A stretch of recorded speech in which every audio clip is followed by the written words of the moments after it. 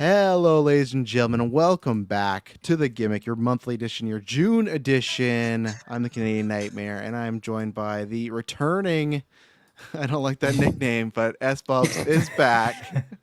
Babyface Damian Priest, #1 fan. We're going to talk about him. We're going to talk about him. And then joined by a crossover here. It's time. Everyone's merging. The Yep. forbidden door has been kicked through. So, What is Jordan Grace called to? The something portal. What is the other one? Prohibited portal. The prohibited portal. Yeah. yeah, I don't know who came up with that one. Yeah, not. I as think just catchy. she did. I think so, and she sells shirts on it too. Yeah. So, but yeah, we're gonna talk a little bit about that today because we all had that in mind as a topic at some point, but because of Forbidden Doors happening in June and now NXT and TNA are doing crossover stuff, that will be the last topic today. We're gonna talk about. We all have our 3 AEW WWE kind of crossover dream match. We'll talk about that. We're going to talk about just WWE in general, so we'll talk about a little bit because we didn't get to review. What is that one? King and Queen of the Ring.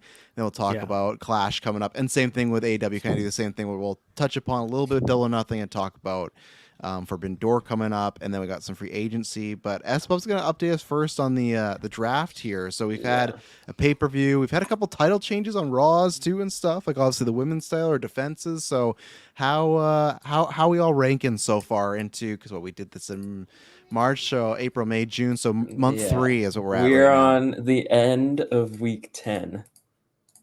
Week 10. Okay, so 42 weeks left. Roughly, I think we're ending a little early. I think, right? I thought we said we were ending we like would a Chamber end or at before Rumble. I can't remember. I think after Chamber. No, because Rumble's part of the points. Yeah. Chamber's going to be the finale because we wanted a big one, and we also want to draft not on like a random Raw before WrestleMania. Chamber's a good way to end some good points there. So yeah, what's the ranking at right now?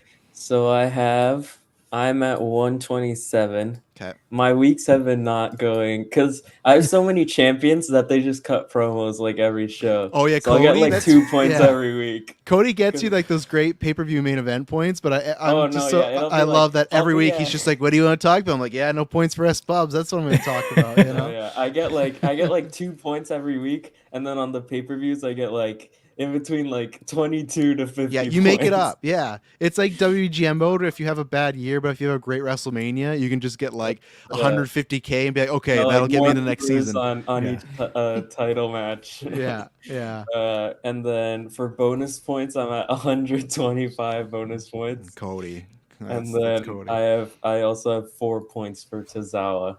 For losing twice, which I'm surprised. It's funny, like he's wrestled a lot less than I thought he was gonna since the draft, you know. So I think right when I drafted him, they went to NXT for like 3 weeks, and now they're gonna get like a potential hot babyface tag run. So he might start Tozawa Money in the Bank. I'm getting those 50 points. Okay, then Travis is at 128. Okay. So BB by 1. And you also get you'll have like the pay-per-view weeks will be really good. Yeah. And then you'll have like your normal weeks will just like depend. Yeah. Like, and that's pretty good considering I lost Jade too. Jade and like Braun Breaker are like consistent. Saving you. Yeah. And Braun's gonna be great because I feel like we're getting a good push coming up for him. And yeah, this is with me. I have Rhea gone, and don't I have someone else gone? Seth. You have Seth Rhea and Seth. Yeah, my number 1 and 2 draft picks gone. Like, and Seth, who knows when he's coming back? Rhea, I hate the news when they're like, oh, I hate this type of surgery. Who knows? Because MJF, this happened to him when they're like, he might get surgery, he might not, and he didn't, and end up okay. But now Rhea supposedly is the same thing. We're like, well, she doesn't know yet, and that sucks because if she rehabs it and then waits and they still need surgery, it's like, oh, you should have done surgery like months ago now, you know. So I heard she's gonna rehab, so she doesn't want the surgery. She's gonna rehab. So I gotta decide because we got Money in the Bank, and that's our next swap, right? I already know. Yeah, it's money before Money in the Bank. I already know. Like Charlotte Flair, like that was a wasted pick, I think, because she's doing movies now, and I'm like, I don't know when she's coming back. Well, she's gonna come back right at Money in the Bank. She's gonna pull Brock. Yeah, she's gonna pull Brock, Mustafa Ali. She's come back and take it. But yeah, so I've gotten no points for that, and also Dominic Mysterio has been injured. Yeah. So I got like 2 weeks of that, and I was like, oh, this is gonna be good. But Chelsea Green has been a good pick though. I went with my heart on that one. That's been like consistent points. Mm-hmm. And what's David's in it now? For Dave, and you have 0 points for Elton Prince because Yeah, they've never showed up. I know, such a bummer. I saw someone else. It wasn't Nakamura. Oh, it's like Finn. I should have picked JD or like Finn Balor's record. He has like a record of like 2-27 this year. It's like that's brutal. Like Finn Balor, first ever Universal Champion. So yeah, that Elton Prince thing, that was a wasted pick for me. I'm pretty disappointed at that. They're just nowhere. So. And then David is at 112. Okay. He's been having like your pay-per-views are like you don't get like huge points, but every week you get like consistent points because you have you have Bianca, Gunther, like Damian, Finn, R-Truth, Kofi Kingston, like these like people who are like consistently working on Raw. Yeah, and I think you're in a good spot because when we started the first 2 months, WrestleMania was real bad for David. If you want to go back to the first everybody he had, other than Damien like held you down with that cash in. But other than that, like we're not too far apart in the regular points. 45. Oh, I don't remember, Travis. I said your bonus points. You have 55. Yeah. And then David has 45 bonus points and 4 for Shinsuke.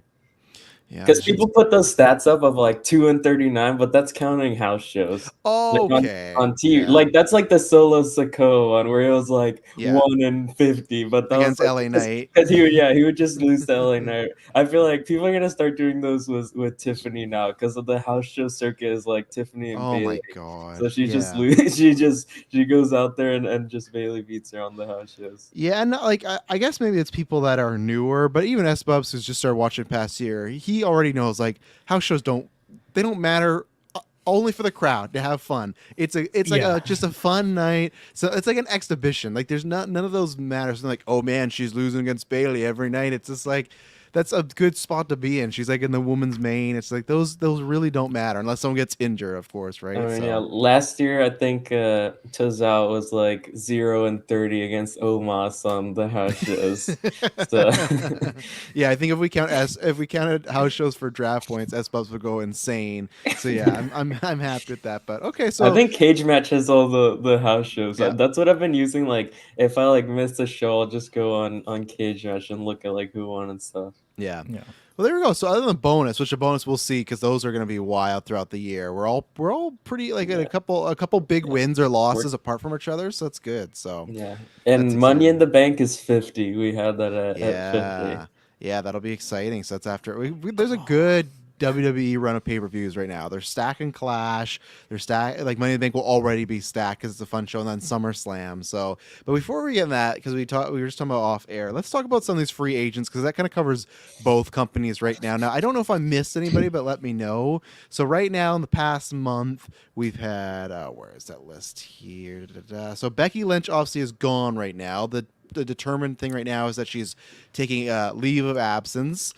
You have Ricochet that as of last night was, he's gone. He's given his notice to now Meltzer, who's like, we'll be honest, has not been the greatest when it's come to like WWE scoops. AEW scoops I still think are good, but he says that it's up in the air, which I probably do believe. It could be Ricochet bluffing.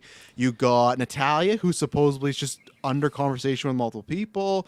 You got Chad Gable, which is a really one that surprised me with this big push. I have other ones like we're not going to talk about Jack Hager like that. Like I don't think he's going back to WWE. But is there any other big ones I missed that are not because Seth resigned since we've been on last? But I think the biggest free agent ones, those are the biggest ones right now. I think that's it. So S-Bubs, what do you think? Where do you think all these people are gonna land? Do you think you think Becky is gonna, just stay with her? Because we've talked about this a lot on the Discord, which go check out the Discord. We're always talking about wrestling there. But yeah, what do you think? Where some of these names are gonna land? I think Becky's probably just gonna be gone for like a good while. Mm-hmm. Like I don't think she's going anywhere else. I don't think so. Yeah. Do you think like a good while, like this year, like even by next Mania she'd be back, or do you think even longer than that? I don't know. I feel like she could be back on next Mania if now she's like on the part-time schedule. Like she could do a program for Mania where she's doing like the every other week appearance for like the lead up and then have a match at Mania. So maybe return. I mean, you could have like Seth come back in the men's rumble and Becky come back at the women's rumble if you wanted to do that. Have them both win it. Because that's the thing. Like, I feel like when we talk about next year's Mania and all the dream picks, it's not that she's not an asset. She definitely, any company should have her, but it's this thing of like, I don't know. There's a spot for Becky. Unfortunately, the only spot that's Becky that's like the dream match is like the 4 Horsewomen match, and that's not happening anytime, at least for like another 3 years with Monet, right? Like I think actually it will happen at some point. I think Hunter will want that to happen, but I think that I do believe the report she's just taking a break. That's what I was gonna say, because with Seth being injured, that's the perfect time to make a break, right? Is because they're home together. That's the time. I could see her coming back after, but you never know, right? Because Dave and I lived through the era where Kurt Angle told WWE the exact same thing in 2006, that he just wants a break and he's gonna be back, and then he's on TNA TV going, oh yeah, like, so I don't think that's gonna happen. But again, you never know what can happen, because no one actually thought he was going to TNA, and then it was just very random. So I do think the thing with Becky that like the room, I don't know if it was a rumor or just speculation of like she was supposed to be gone and then Rhea got injured and then she was like back the next week and then got the title. Yeah, I think that might have been like sort of like, you did this for us and like we'll just let you have your time for now. Mm-hmm. Yeah. What about you, David? Where do you think I just finished her book, and everything that she was talking about with her and Seth and their relationship, I think she's staying. I think she wants to be in WWE, and she wants to continue to have each other backstage, never again work together on screen, as she so put. That was such a horrible experience, but I think they're going to want to stay. They're going to want to stay together. They're going to want to have that road life, because they made it work also with having their daughter on the road with them and traveling with Rue and doing everything else. I think she's going to stay there. I don't see her in a situation where he's working Mondays, she's working Wednesdays, and their travel schedule, they're on opposite coasts. Like that's not going to happen. They're not ones that I see doing that. Now, some others, I could see a Natayla going out and doing that, and that Owen Hart Cup, man. That's that's like kind of like just a perfect way to debut her, right? And I feel like she is like a lifer in WWE, and she could be a coach, but at the same time, there's a ton. If she wants to still wrestle for a while, there's tons of people in AEW she's not even touched at all. So, and the fact that Brett has history with AEW, they're on board with Owen Hart and things like that. Like, I could definitely see her doing that. The only thing for her is, again, the spousal aspect of it. TJ is on there, and he's being a producer, so yeah. Unless his contract's up soon, he could go be a coach at AEW too, right? There's a chance, or I think he has a school too, so he could just do that. But yeah, what about Mr. Ricochet? Ricochet, I could see leaving.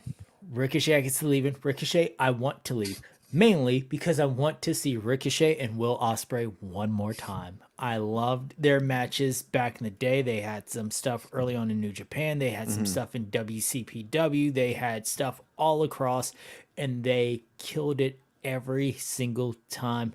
I would love to see the more heavyweight Will Ospreay going against a more refined Ricochet, and it won't just be a match of flippy shit, but it will be just a good match by those two. I think that they would put on an absolute show. So for that reason alone, I want to see them go at it. And they're also, spoilers for later, going to be mentioned again.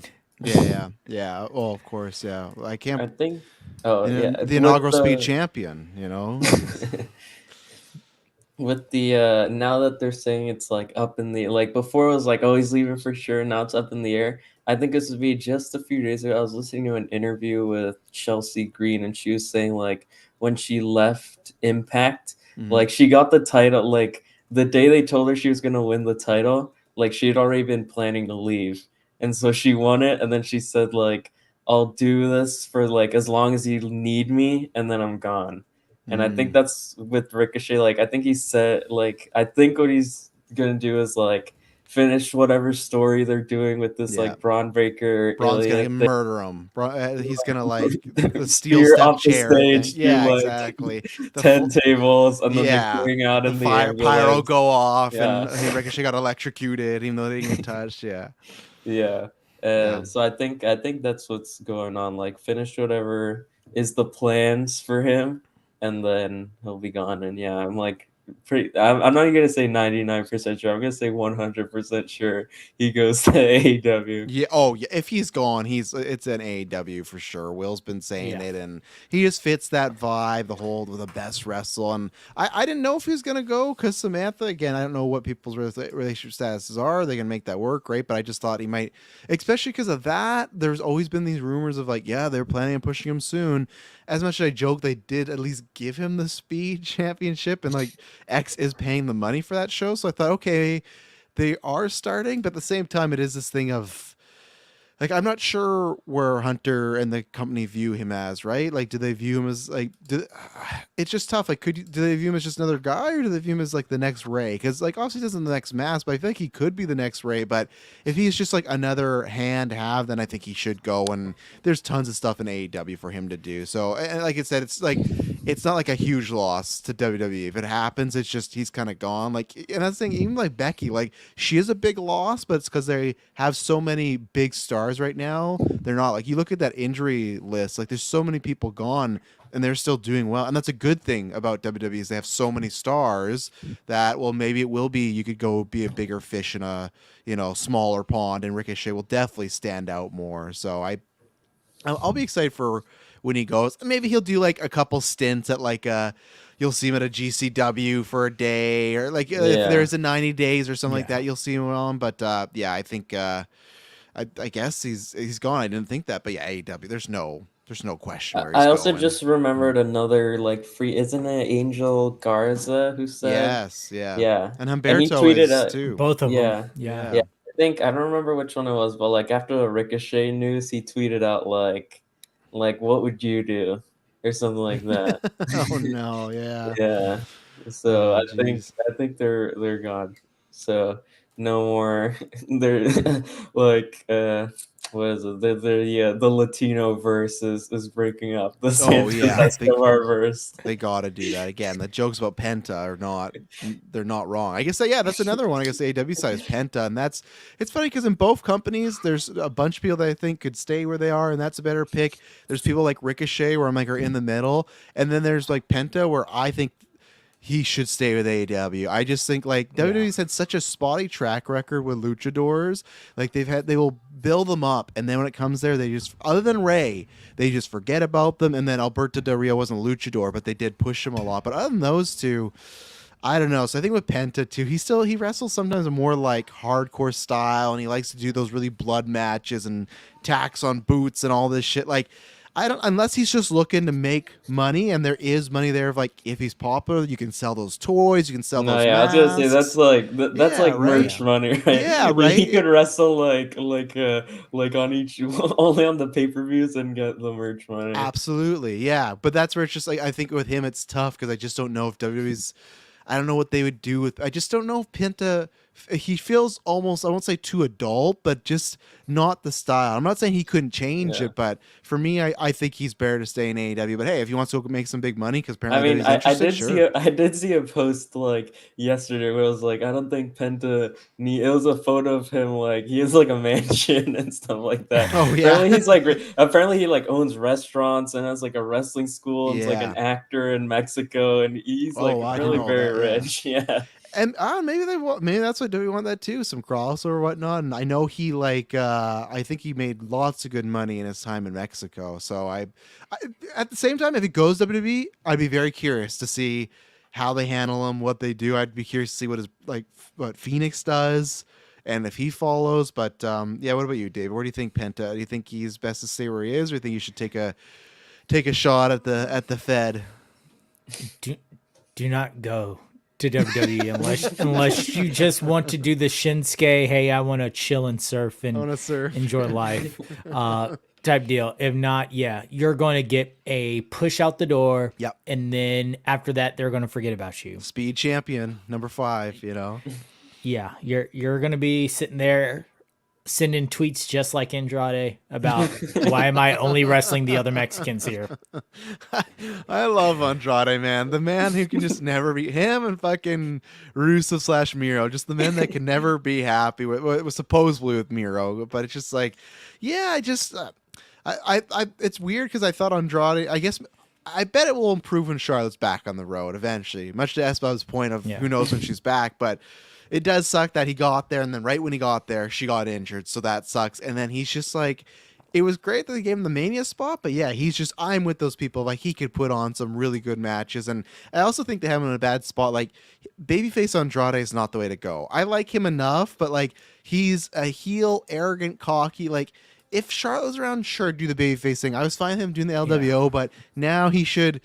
Okay, I don't want to say turn against Ray because like everybody does. Like he should do something like that. I mean, Ray's not on the same show anymore. Dude, anyways, show up at Clash. He attacks Ray to show that he's a heel. Yeah, but yeah, they gotta turn him quick. But that's a tough thing, right? It's like with AEW and WWE, with WWE is the bigger show, but if you don't get in like that top 20 slot, it's very hard to break through with it. And that's where I think Andrade maybe thought he was gonna like right away, and it's like, well, we got so much other shit's going on, especially because he was around. Like the women were getting bigger, but not as big now. So yeah, I'm trying to remember who eliminated Andrade from the Rumble. I don't remember who it was. He was eliminated by Bronson Reed. Okay. Yeah. Another start stopper. Yeah, kind of all over. So, and that's the final free agent. Let's talk about that with Bronson Reed. Chad Gable, which is another one that I get it. He could go to AEW and have some bangers. I already see the graphics of him and Brian. I get it, right? Like I get if you're just a pure wrestling guy, absolutely. But I feel this storyline has months now. They could just blow it off, and like we've said, it could just be Sammy beats him and then Otis squashes him and then they move on. But I think there is at least 6 months to the Alpha Academy. Him, the Creed brothers, like that's a year. Him and Creed, like there's so much, and this character, it's almost like I would love him to sign like a 2-year contract, and then at the end that KSW serious about pushing him. Then if not, then go to AEW. Like obviously, you might miss out on Brian, but AEW will still be around in 2 years. So that's why. But I know with WWE and AEW, they usually at least sign like those 3 to 5. So I don't know. I that's one where he can have some great matches in AEW, but I want him to stay in AEW in WWE because I feel like things are going very well and there's lots of untapped potential there still. So. Yeah, definitely. I don't think right now is the time for Gable to jump ship. It wouldn't be in his best interest from the fact that he has more to do right now in WWE. Going to AEW, there's a whole lot of storylines going on in AEW right now. So you would either plug into an already existing, or you'd be struggling to start your own when you have some stuff that you can still work out in there. You can put on a couple more matches with Gunther and people will still be interested in it. You can finish out your rivalry with Sami Zayn. You can continue the Otis Alpha Academy stuff. Like, you have at least another year or two of storytelling and booking that you can do. So now wouldn't be the good time. And yeah, to your point, you miss out on the opportunity to wrestle a Daniel Bryan, but there are also other stars there that will still be there. You'll have your Daniel Garcias, and they'll bring in some more people that you can wrestle and have good matches with. Yeah, you can be in the Jericho Vortex. He probably would be. So, this just isn't the right time for Gable. I think he has so much more that he can do. Yeah. Think he's staying S-Bubs? Yeah, I think so. I think especially with like his contract supposedly being up like this Friday, and he's on Clash of the Castle. Like, if it's not at least a short-term deal, I mean, he's staying. Yeah, could do extend. I can't remember who did an extension recently. I thought there was somebody that did an extension. I don't think it wasn't Becky, but I thought there was somebody in the past year or so that was extended for a little bit. But Clash, him and Zam. That'll be the. So if, let's say, he is signed or whatever, and I guess we can transition to talking about WWE now and some predictions there. Is he Does he kind of have to win the IC title? Because I'm kind of there. Like I feel like that would be a shorter run for Sammy than I thought, but it is. I guess there's stuff they could do with him and Creed brothers. I just feel like the Chad Gable character, like I feel like that's where you pull the trigger. Is you have the Creed brothers screw over Sammy, and I feel like the money is with Gable in that IC title right now. Even if Zayn gets it back, so I feel like if he loses, it's almost like what do you do next with Chad? Because then he is the loser that just keeps saying I'm the best, and now he's lost like 3 to 4 times. You know. I mean, that's kind of like what happened to Liv Morgan. Like she had like the revenge tour at the start, and it's like lost the Rumble, lost the Elimination Chamber, lost the Battle Royal, and then she won it at the end. Yeah. And then people are saying like, "Oh, she's buried. She's losing everything." Yeah, that's true. Yeah. What about you, David? Yeah. Same. It's really, it's hard to say. Like there's so much going on in all the companies that it's now doesn't seem like a good time for any big massive changes except for a few select things. I think almost anything would be lost in the shuffle of we got too much going on over here. We got too much going on over here. We have too much going on with personnel over here. We got too much going on with who we can push and what we can do. Like it's a weird time. Now, if they want to do more of the Forbidden Door type stuff, then send him to TNA. Send Gable and the Creed brothers to TNA. Oh my God, that'd be something. Yeah. So I think Gable could win it, and then Sammy wins it back, like at Money in the Bank. Yeah, I think a short. Because I think it's like if Sammy like he's beating Gunther, so you want to show like this is like a top person who like beat him. He beat Gunther clean, so you could have like Otis make Sammy lose or something. It's like like he interfered and then it's like. I don't know, ban Otis from ringside at Money in the Bank. The Canadian crowd holds Otis back, and then Sammy wins. And then what else? So we got right now, because I'll just list them all going on. We got Bianca and Jade versus Alba Fire and Elsa Dawn. And Shayna Baszler and Zoe Stark. I keep forgetting this is a triple threat. I like triple threat tags. If they're done well, they can be kind of fun. They can also be messy, but you got that going on. You got Cody Rhodes and AJ Styles in an I Quit match. And then we just talked about Gable and Zayn. You got Bayley and Piper Niven. And then you got Priest and Drew. I want to start there because I want S-Bubs to defend Babyface. Damian Priest, because these promos, man, like, come on, dog. What is it, dog? Like, we talk about SmackDown Live. I'm gonna be a big problem, man. It's so bad. We talked about this last month, me and David, of like, I understand. I think that's what they're doing now is they want Damian to be a babyface so someone in Judgment Day can back up Rio for those intergender matches. But I just think the way they're going about it is just, it's not working. And so that's the thing. So that's what you can talk about. That also is. Drew has to get the moment here, right? Because now I feel like people are backpedaling. I feel like the whole year it's like, oh, that's when we get the title. And now I see so much of like, well, maybe Punk's going to screw him out of it. Like, I feel like people are trying to like convince me that's not happening, but I think Drew's like, he's getting that title. Like, there's no way, in my opinion. So. What Priest? You start with Priest. I don't know. I just like his promos. I don't know what it is. I find it enjoyable. That's good. Enjoyable? Yeah. It's not the word I don't know. use, I don't think it's bad. Like he just always seems a little lost when he's doing and it's not when he's a heel. It's weird when he's a heel, but when the bay face, it's just like, and because it's like he is in this weird spot where he's a tweener, so maybe when they do the full turn, it'll be better. He just feels like, and then he'll make these comebacks, and then he just got Drew shredding him, and he looks bad, and I don't know. It's just odd, but yeah, he's still bandwagon that he's dropping that at Clash, and this is the Priest experiment's over now.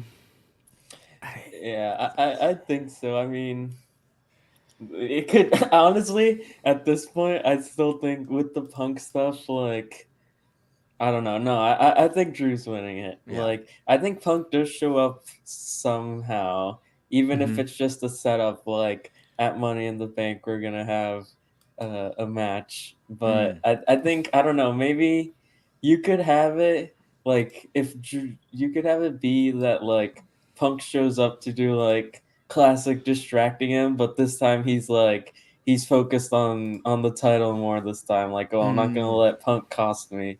So like you won't beat me by distracting me. Now you have to actually beat me in a match or something like that. Yeah. And then after that, Priest, I don't know, like they kick him out of the Judgment Day or something. I don't know. Yeah, the turn's happening because it feels like he's already like, he feels like above all them in terms of like like ranking in the Judgment Day. So it'd be weird if they're like the like JD McDonough is gonna kick him out of the Judgment Day. Like, I feel like like this wouldn't be as easy for them to do that. But well, I wonder too. Like, I'm just wondering if they kick. The time for me is if they kick Priest out before or after Rhea gets back, because I could see it before, but I could also see a really hot angle of like the same night they're all reunited and like they like lives with them and JD and I guess Carlito now, maybe Finn Balor, like they all beat them down and that could work. I think there's something really fun with that because they did that to Edge, so I think it's like a real good karma thing if they get beat down and beat to shit by Judgment Day, and Finn, who was never even a part of the original Judgment Day, is the guy that orchestrates. Like, I think there's some really good symmetry there. Oh, I guess Dom, right? We got Dom too, and he should be healthy hopefully by that point. But David, thoughts on Babyface Priest? When is Priest getting kicked out, and is it still a lock for Drew? So depending on what happens with Liv Morgan is when Priest gets kicked out. Okay. If you dive full in on Liv Morgan and say it happens at Clash and she starts the night off by fully embracing what she has to, and then later on that night Damian loses, I could see a point where Liv comes in, she whispers something to both Finn and Dom, and next thing you know, the Judgment Day is jumping Priest out the group. Like, would you do that at Clash or at Raw the next night? I think you do that at Raw the next day. I agree. Yeah. He loses at Clash. You do that Raw the next day. She whispers in their ear. The whole group jumps him. She shows she's now in charge. That will set up for Mommy's return later on down the line and keep everything going with that. And then that will let Damian go over and have his time. And depending on what they do with Rhea when she comes back, she can either have Priest in her corner as she tries to reclaim Judgment Day, or he can just be continuing to do his thing over there, calling everyone bro and living his best life. Come on, dog. If bro. this is the Raw after Clash of the Castle, you know, they're beating Damian down, lights go out, and then Uncle Howdy comes in for the save on Damian Priest. Well, that's why I was like, you got to do the Raw after, because if you do it during the title match, they just bury Damian because the whole crowd's gonna pop on just Damian getting beat up, and you don't want to do that. So they gotta do it in a way where there's some sympathy. And that's my only reason why I wonder. Let Drew have his moment. Yes, let Drew have his moment at Clash of the Castle. Let them all go home happy. He'll probably say something to the crowd. After sing the a song after the match. Him and Tyson Fury are going to sing a crappy song. Yeah. So, but let them have that moment. And then the next night is when you do it. You can even have like some of the members of the Judgment Day come out to try and pick Priest up and carry him out while Drew is celebrating. And then you just kind of see in the background a little bit of pushing and shoving and like, I don't need you guys to help me out and stuff like that. Don't linger on it, but just make sure that it's just kind of in the background of this celebration, and then you can address it all on Monday. Yeah. And we didn't touch upon this, but I think we talked about this in our first or second episode ever. Very happy and excited they did do the Liv Morgan thing. Like that, we talked about wanting that, and lots of the internet wanted that.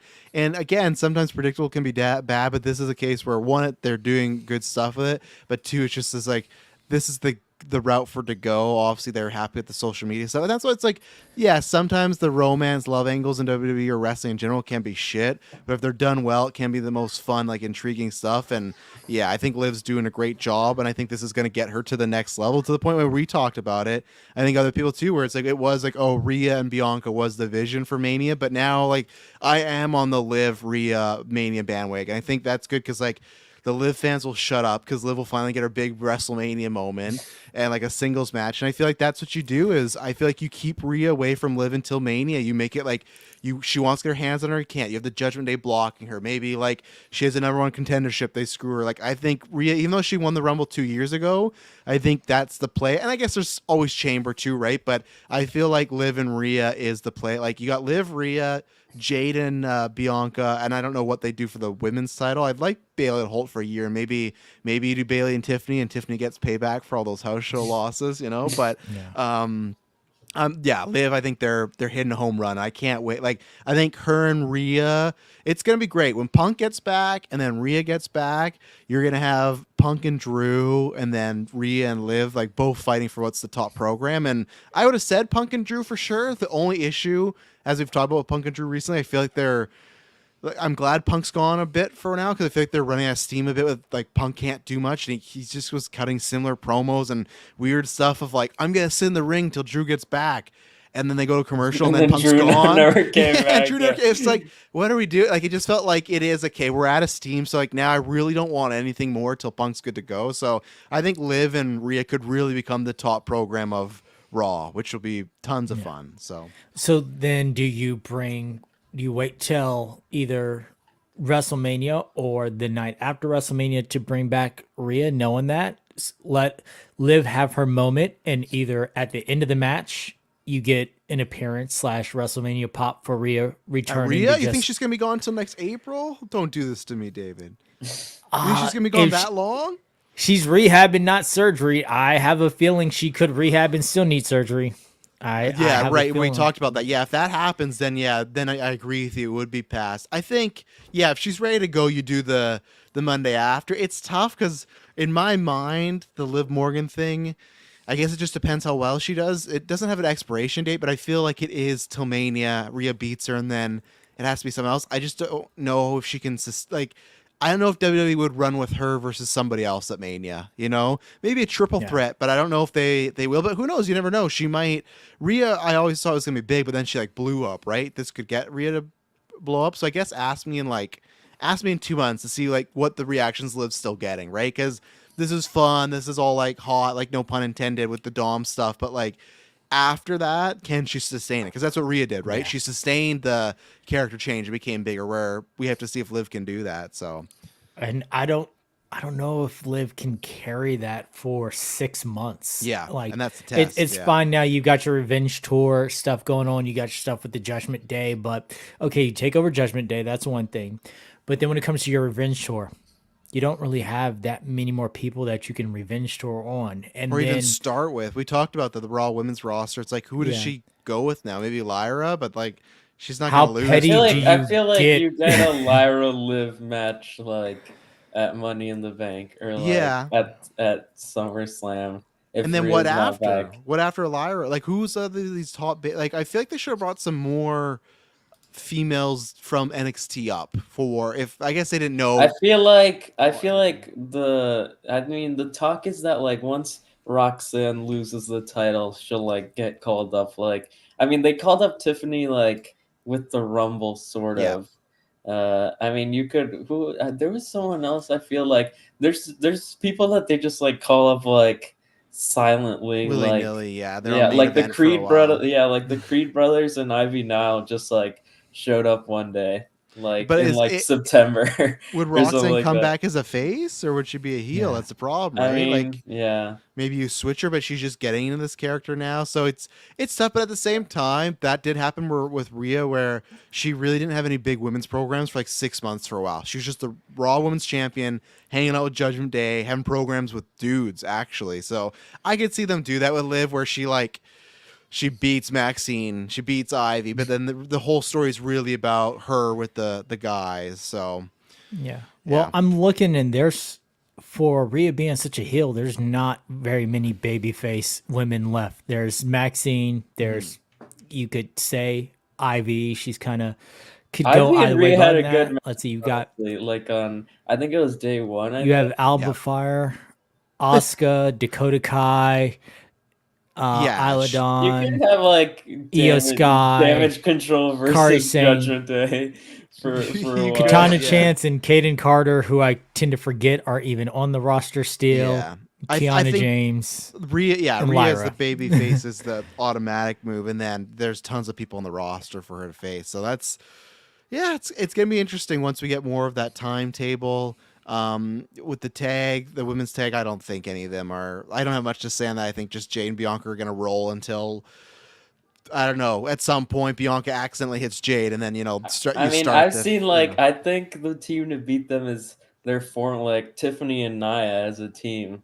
Really, I hope that doesn't happen for Tiffany's sake. I do like Nia more, but I just don't want Tiffany to get locked in a tag. But you're not wrong. I think they could like just in terms of like I think individually technically or no, Tiffany didn't beat Bianca, but I mean I think Yeah, they you could, can see like it. you could have Jade like they're like, oh, they almost won, and then that's when Jade turns on her, and then it's like, well, like a credible team of Tiffany and Nia have the tag team. Yeah. Like championships now. Yeah, that's just question win, but they got the win. I'm happy they got the Scottish people in the crowd. Same thing with Bailey and Piper. Like that'll be a good match because I think Piper is really underrated. Chelsea had some fun there, but I think they'll have a good match. Bailey will win. Does anyone think any of the Scottish people are winning this go around? I mean, Drew. Yeah, other than Drew. Yeah. Now, Drew, what could be cool again? Going back to Liv, Nikki Cross is not technically signed to a brand. That's she true, could show up. right? And we're waiting. I mean, she's in the Uncle Howdy thing. Yeah, that's supposedly. She's one of the people. I mean, we can go like those are people who could be in stuff. I mean, but she would get the Scotland pop for sure. Yeah, and then I don't know if she would be part of the Wyatt Six or whatever they're gonna call it, but if whether she's with that or just herself, Alexa Bliss could be another good Liv Morgan defense too, like returning, you heat her up for a little bit. I would like Alexa to be with the Wyatt group thing because that was some of her best work, and her and Nikki were already a tag team in the past. Like I think you could have some fun there. You could have Alexa show up like after a title defense at SummerSlam in Ohio. That's like her home state. That's true. Yeah. All right, the only one we haven't talked about here, AJ Styles versus Cody Rhodes. I quit match. Finally, I suppose it's not going to get some main event pay-per-view points with Cody Rhodes, but I have Drew too. Yeah. Oh my God! Are you kidding me? Jeez Louise. But so rigged. Yeah, you knew it. But what was I going to say? So they ran back like literally beat for beat. They ran back the Mark Henry one, which like. I liked it enough. Like I said in the Discord, I was just hoping they did a little bit something different with it, and they really didn't. It was just a rip off, but that's fine. It's again like I wish they were ripping off so it wasn't 10 years old, a little older, but whatever, they did that. I do like that if they wanted to do the AJ Cody match, it wasn't immediate because in the aughts era, like AJ had that a lot too, where he had to versus Nakamura 3 pay-per-views in a row. Yeah. I love watching those like videos that people put up where it's like a wrestler like every match card, like every John Cena match card. I love watching those videos, and like you go in like the 2010s and he's fighting like Ryback for like 37 pay-per-views in a row. So I like that they did the AJ Cody Paul and then back to AJ Cody. Like I like that. I think it just feels a little more fresher. I like that there's a stip on there too, because so many times in that era it was just like okay, it's a no DQ stip. It's like, no, dude, give us like a little bit something, and I quit. That's something fun. AJ will be the cowardly heel that quits. I think they'll have a really good match. I know people keep posting like Cody's gonna bleed a bunch. I don't think so. Like I feel like that would happen in like him being in the main slot. But who knows? But I expect them to have a really good match, and I think it'll be lots of fun. And obviously Cody's retaining. There's no way. Imagine they just bury babyface Cody, quits. I mean, I've seen people like where it's like people say like, oh, Mark Henry should have won, so it's like, oh, now He they're gonna right the wrong with AJ winning, or else AJ's no. buried if he doesn't win. Not an I Quit match. There's no. If they have Cody quit, that'd just be. I mean, like, a tape recording of Cody saying I quit. Oh yeah, like the Mick Foley. Yeah. Mark Henry should have won. I don't think AJ Styles needs to win. I think he should get like one more run, but that's where you draft him to Raw. He can say I quit WWE, and then he shows up at Slammiversary and TNA. Yeah, everyone wants that. Yeah, for me, it's like draft AJ to Raw next year, give him a 2 to 3 month run with the World Heavyweight title, and that to me is the final run. And you can do Punk and AJ. They've never done that before, even though they've had some issues in the past. So, but I'm sure they'll be. AJ said he's willing to do it if it's money, right? So I feel like beating Cody again. To me, that's not the play even till like. I don't know. I still think he's retaining past WrestleMania. Like I think beating Cody won't be an option until like next SummerSlam, like SummerSlam 25 in my opinion. So, yeah. I mean, you could get like that's like Braun Breaker, Cody, SummerSlam 2025. Once you've like built Braun Breaker to like you have Braun Breaker like beat like Gunther, have him beat Randy Orton just for a year. Yeah, I also think Braun to me is a prime example to get the Money in the Bank and then just spear the shit out of someone and pin them easily. Like the way he keeps coming and interfering, I see like because I know sometimes they make it more the not cowardly heels but weaker heels use Money in the Bank, but I could just see Braun just coming in and like destroying a person, and I don't think the Braun Breaker character would care that he won it because Money in the Bank. Like he's just a fucking powerhouse. So, but yeah, Braun and Cody, that is a good option. So. What about you, Dave? What do you think's happening with Cody and AJ? And what are your thoughts on the storyline so far? I've actually been loving this storyline. I've loved where it's gone. I like the little small weaving in of the fact that they have mutual friends and other things. Like they don't fully expound on it, but it's just like, you know, we know each other. There's an unspoken camaraderie of outside of this organization and things like that. We've done similar things. We've wrestled in similar, and them just building up to that. Cody's story about the text message after their last match and things like that. I think it's all been just a good build up to they're going to have a banger of a match again, because their last one was like I said, I had to rewatch that one because I had that expectation of the Wyatts looming over there. And once I could watch it in its own bubble, it was an absolute banger of a match. And I think they're going to do it again.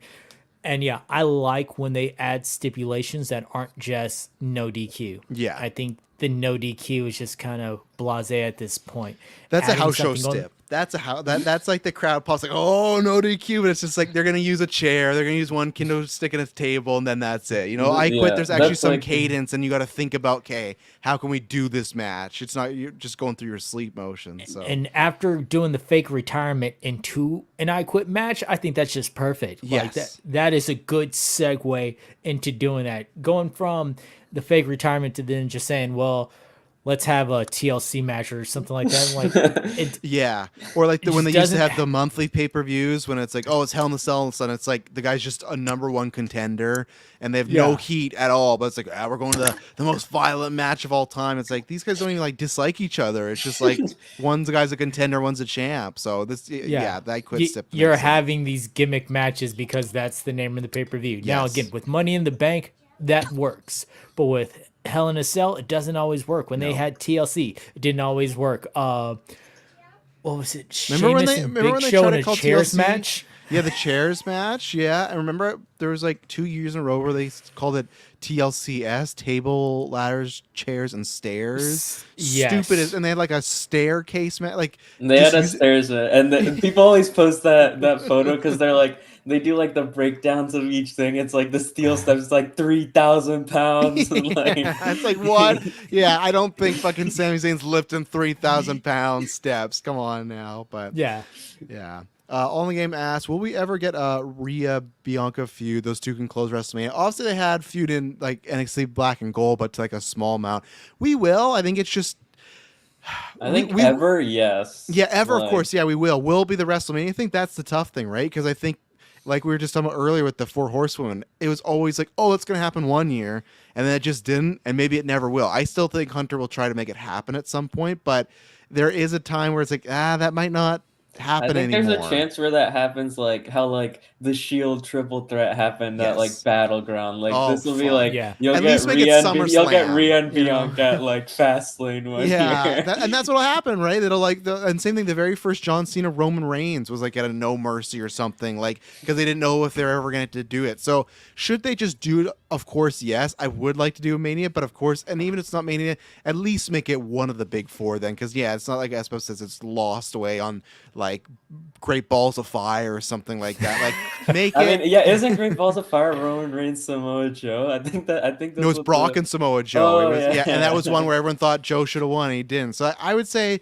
if it's not Mania, maybe that's what you do. One of those 2 nights at 26 is Rhea and Bianca, because that is a money feud. But it's just injuries and other things. It's just, I think this year it could feel odd to just do Rhea and Bianca. Like, it just doesn't feel like they're on that trajectory now. And a couple months ago it did, but now things change. But I think we'll get it at some point for sure.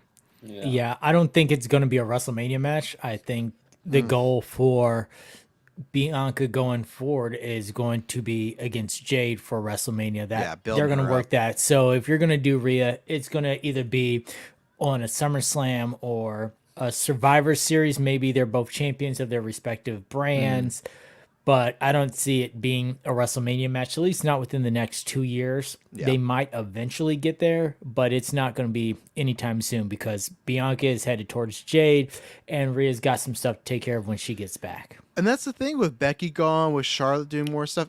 I feel like the Rhea Bianca thing we all envision happening, like, oh, they're the next people up, but it's like, no, now they are the up. They're the top now. They're getting the next generation, like the Tiffany's ready and the Jade's ready. You know, like they've kind of evolved, so it's not that same. So I still think it could be like The Rock and Austin in a way. You know, get the My Way video and stuff. Like, I think I do think that is a like, all in the game. You're right. If that happens at a Mania, it is a closer. But same thing with this year.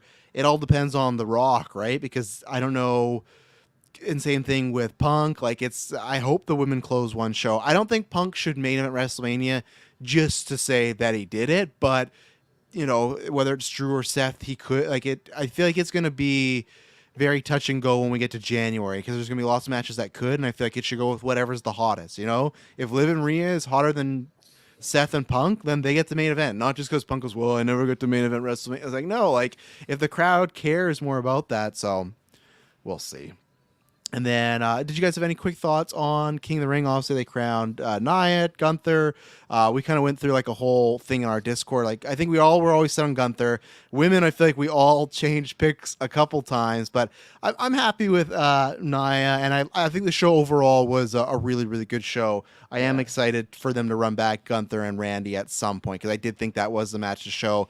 Gunther, again, just continues to be like, like him and fucking well, I won't say, I don't want to spoil my AEW crossover, but there's just like another guy where it's just like, it's just a guarantee to, like, you're gonna get at least bar minimum, I feel like, a 4-star on the big stage matches. I'm not talking about like him versus like Kofi randomly on Raw, but like when it's pay-per-view time. Gunther had like what was it, like Gunther versus The Miz on like the Christmas episode of Raw was like a great match. Like, well, and that's what I want to ask you guys too, with the thoughts on King of the Ring, but also I suppose I want to ask you, I feel like the only reason we started to question if Gunther would win is the whole he gets a shot at SummerSlam. What do you like your thoughts on King of the Ring and Queen of the Ring, and also just like, what are you gonna do with them at SummerSlam? Like, I think Nia, we all know. Let me talk, because I said I had my whole booking plan for Jey Uso winning Money in the Bank. So this is what it is. Because to me, like, Drew versus Gunther, heel and heel, that's like a very odd matchup. So they already had Drew Gunther at SummerSlam. Yeah, but not heel, right? Drew was still babyface, right? So now, let's hear your pitch. So Drew wins at Clash, despite Punk appearing somehow. So he's already said if he won, he'd give Punk a shot just to show he's better at him. So you have the match at Money in the Bank. Oh, that would be a dream. Full circle, the Money in the Bank thing. Yeah, okay. And so Drew, he beats Punk at Money in the Bank Really? because he uses before he was focusing so much on Punk. He's not paying attention to the other person. But if he's one-on-one with Punk, he's fully focused. But then that's the problem. He was so focused on beating Punk, he forgot about Jey Uso winning Money in the Bank. Okay. Jey Uso cashes in on Drew and beats him for the title. And then we So get then Jay you have SummerSlam.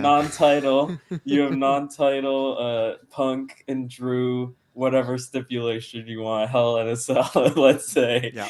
And then you have the Gunther Jay trilogy for the title at SummerSlam, and Jay's 0-3 against Gunther with Gunther winning. And you have a title reign. You get the crowd at you have Jey Uso with the title entrance at SummerSlam, and you have him with the few weeks with the title, and then he loses it, and you get the title reign, and then Gunther gets it from Jay. And that's like a rivalry they've had. I mean, Gunther and Jay, they've had like a couple matches and stuff. No, I don't actually. And then after, I have a bit more here. I forgot I wrote this. So you can build to Drew Punk 3 at like Survivor Series or something, or you announce. I don't know if there's a space missing for another show, like a Payback or like an October show or something, like a Payback or a Fastlane. Yeah, but you announce one of those like at the Allstate Arena in Chicago. You do like a Chicago street fight, last man standing, falls count Chicago anywhere, no DQ match. Yeah, and then that's yours. So you either do that or like a Survivor Series match of. And that's the full, like, Punk returned 1 year ago at Survivor Series, and you have the conclusion of this first feud for a whole year. Because, I mean, Drew walked out of the Survivor Series when Punk came back. Mm-hmm. So you have the full 1 year story of that. And, that's my Jey Uso ramifications if he wins Money in the Bank. The Jey Uso thing is the thing I got the question. Not that I think it's bad, because I think, like David said, like a big win is needed. So I think if he wins Money in the Bank and the title back to back, that helps him. I really like the idea of Drew beating Punk in the first scenario, because I think everybody thinks Punk's gonna win. He does. I think he does beat him in the first match. So I then think he can cut promos like, yeah, like, oh, you're old, you're broken body, broken mind. It makes Punk the underdog, like because I think not nobody, but I think like the mainstream wrestling crowd is just gonna expect Punk to beat him. So I think there would be like that shock of like, not saying it's like the streak breaking, but just like wow, like Drew actually beat him, and then Punk questions himself. So I like that.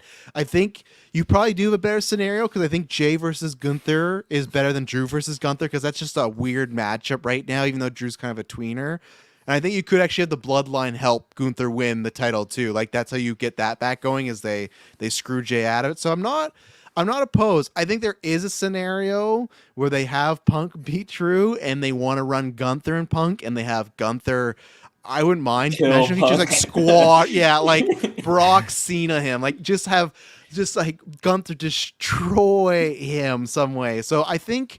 But that's a good thing with SummerSlam. I guess it's my main thing here is like I don't think they give Punk, like, it's too much of a risk to give Punk the title. But is that why you do it though? Just a month run? That's where I always think Punk would win it. If you just have no matches, for like promo, and then Gunther like Goldberg Brock destroys. Like I think Punk will win the main title at some point, but I think it will just be a month run. My pitch was always he'll win it at the Rumble, hold it till Mania, and same thing. Just not talk. He'll just talk promo and everything. So I that's where to me I need to know what Cody's doing, because to me I guess Jay did main event SummerSlam. Well, Jay main event SummerSlam last year with Roman. I just wonder, is Jay and Gunther big enough to main event SummerSlam? And that's where I'd go. Maybe they would go Gunther and Punk, because that is a main event one. But I just don't know what they're going to have Cody do. And I really don't want to be fucking Uncle Howdy or whatever. Like, I hate all these pitches. AJ Cody 3. God, thrice in a lifetime. Three stages of hell. 3 stages of no DQ, you know? He's got him beat up by the OC, and then Ricky Starks runs out and saves them. Okay, so David, where are your thoughts on, Gunther King of the Ring, and then what do you see the next little bit here from now until the SummerSlam with our trying to figure out how because like, does anyone think Gunther's losing at SummerSlam? Because I don't. No. I mean, No. they gave him like the direct, like this is like the new Royal Rumble, like first Yes. ever of this, or not first ever, but Since first Brock. in a long time. Since yeah. 2002, like, it's been 22 years. And this whole thing is like he's establishing like how he saved the Intercontinental title. Now he's gonna save King of the Ring, and like this is the new Royal Rumble, a new Elimination Chamber, but for SummerSlam. And to me, Gunther is a case where like the second he goes for the world title, he has to win. Like you can't have him lose. That's why I never, when people are fantasy booking like, oh, him and Cody at SummerSlam, I think no way, because he's not beating Cody right. I think down the line, but yeah, David, your thoughts. So this is where I have everything with that. I have Drew winning at Clash of Castle. He's going to have the title. He is going to face Gunther at some point. I'm guessing sometime around SummerSlam, because he's going to hold that belt for a good chunk of time. Drew is, and then once it's time for Gunther and Drew to go at it, I think that's when Punk is going to cost Gunther the title. Oh no! And he's going to tell you it's because he wants Drew. So he's going to want to take that title off of Drew. I can't wait to see Twitter that night. I can't wait to see. That would be something. Okay, so Punk costs Gunther. Okay. Yep. So then Gunther and Punk have a little bit of a program. I think Gunther destroys him out the gate, and then coming back, you have Punk eventually get the win, probably by some super creepy heel tactics, going back to older Punk. Just I'm sliming out that win somehow, some way. All this to set up Punk versus Drew at Royal Rumble. I think that is where Punk is going to beat Drew. And then I think that Drew will get it back at WrestleMania. You will have them close out night one of WrestleMania with Drew winning the title the same way he started off night one of the previous year or not. And so this time you actually have him, or night two of the previous year. This time he goes home with the title. Punk gets to main event a night, so he checks off that box. Yeah. Drew gets his WrestleMania moment. He checks off that box. See, I think the only thing for me with your plan, with the Gunther thing, is still crazy to me. That's like a like that. That's I'm trying to imagine like Punk pulling Gunther out of the ring like Solo style, like in a black hoodie. He's pulling this huge guy out of the ring. Yeah. So for that, the only thing I wonder would be a question mark is what happens with Seth. And to me, if with your scenario, the only thing I'd like better is if Seth won the Rumble and they did the triple threat at Mania and they did the Drew, Punk, Seth. And I think if Seth's healthy, he's getting the big W at WrestleMania, because he was a broken, he was skull and bones on the floor. And I feel like Seth, whether he fights Punk, whether it's for the title, I think Seth, if he's good to go, he's got to get the title. Even though Drew should get, Drew's getting his moment at Clash, so that's the thing where it's like, I could see them. I'm okay with that as well. Yeah, I'm definitely okay with that. I just think Punk loses the title at WrestleMania. They're going to give him his moment. I think he's not walking out as the champion. Yeah. That Rumble plan was like I think like Seth, like Punk is champion, Seth wins the Rumble, and Seth beats him at WrestleMania. Yeah. I think that's one of the options that's very likely. Yeah. And that's why I wonder too with Punk the other time, if it's not Rumble, if there's some pay-per-view coming up. Do we have a location for Rumble yet this year?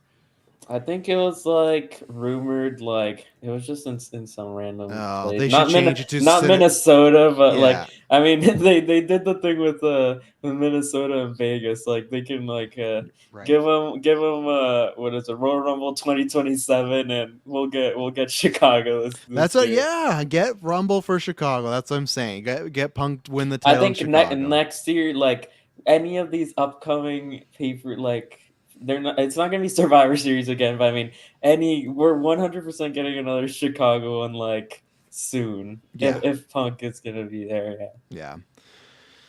All right. Well, we'll see what happens. So let's turn the corner. We'll go over to the Tony Khan verse. We'll see the learning tree, all this stuff. So we had Double or Nothing happen. I think I agree with S Bubs, David, because you didn't get. Oh, we'll get your thoughts because I didn't actually. You watched it later on, but I agree with S Bubs where it was like a fine show. I think there were some good matches, but I think much like other people, it's not that's too long. I think it is too long, but it's too long with stuff that's not needed. But it's stuff we've talked about before, like the Jericho stuff, and there's other ones. There's like the for the stretch of people like me who like don't watch it like that often or just like marginally know, like there's some stuff that I wasn't like, it's like it'll be one good thing and then one thing I don't really care about. Like it was like Orange Cassidy match and Trent, and I was like, I don't really care about this at all. And they don't do next. I think next was like Tony Storm, and then I was like, okay, this is pretty good. Yeah. And then back to like Jericho, and I'm like, okay, this is not good again. And my biggest, not my biggest complaint, but one of my biggest complaints with the pay-per-views has been that their video packages have still they've never even had their one my way. You know, like that's some of the biggest fun. Like WWE, like they're always, but especially in like the early 2000s, they were killer with their video packages, and even nowadays, I think they do some really good ones. I really like that. I've rewatched like the Roman Cody WrestleMania one from this year. I think that one's really good. Where AEW, they have zero of those. They have no video packages. It's literally just wrestler A, wrestler B. This is why they're fighting. Then there you go. It's just like I need a good song. I need some good editing. It's just the only good one has been, and I will stick by this. Hangman versus Kenny, and it wasn't even for the title match. Now that intro was good with him going down the empty streets of Minneapolis, but the only good one, so it was Hangman versus Kenny, but it was in the match. It was the 5-on-5 grouping, and it was Hangman in the Dark Order, and they had that intro where they all had the cowboy silhouette. It was them, but their shadows had cowboy hats, and they were riding with Hangman, and then they did the intro where as the music hit, they would throw up the Dark Order symbol, and then Hangman was last, and they're all wearing purple bandanas and things like that.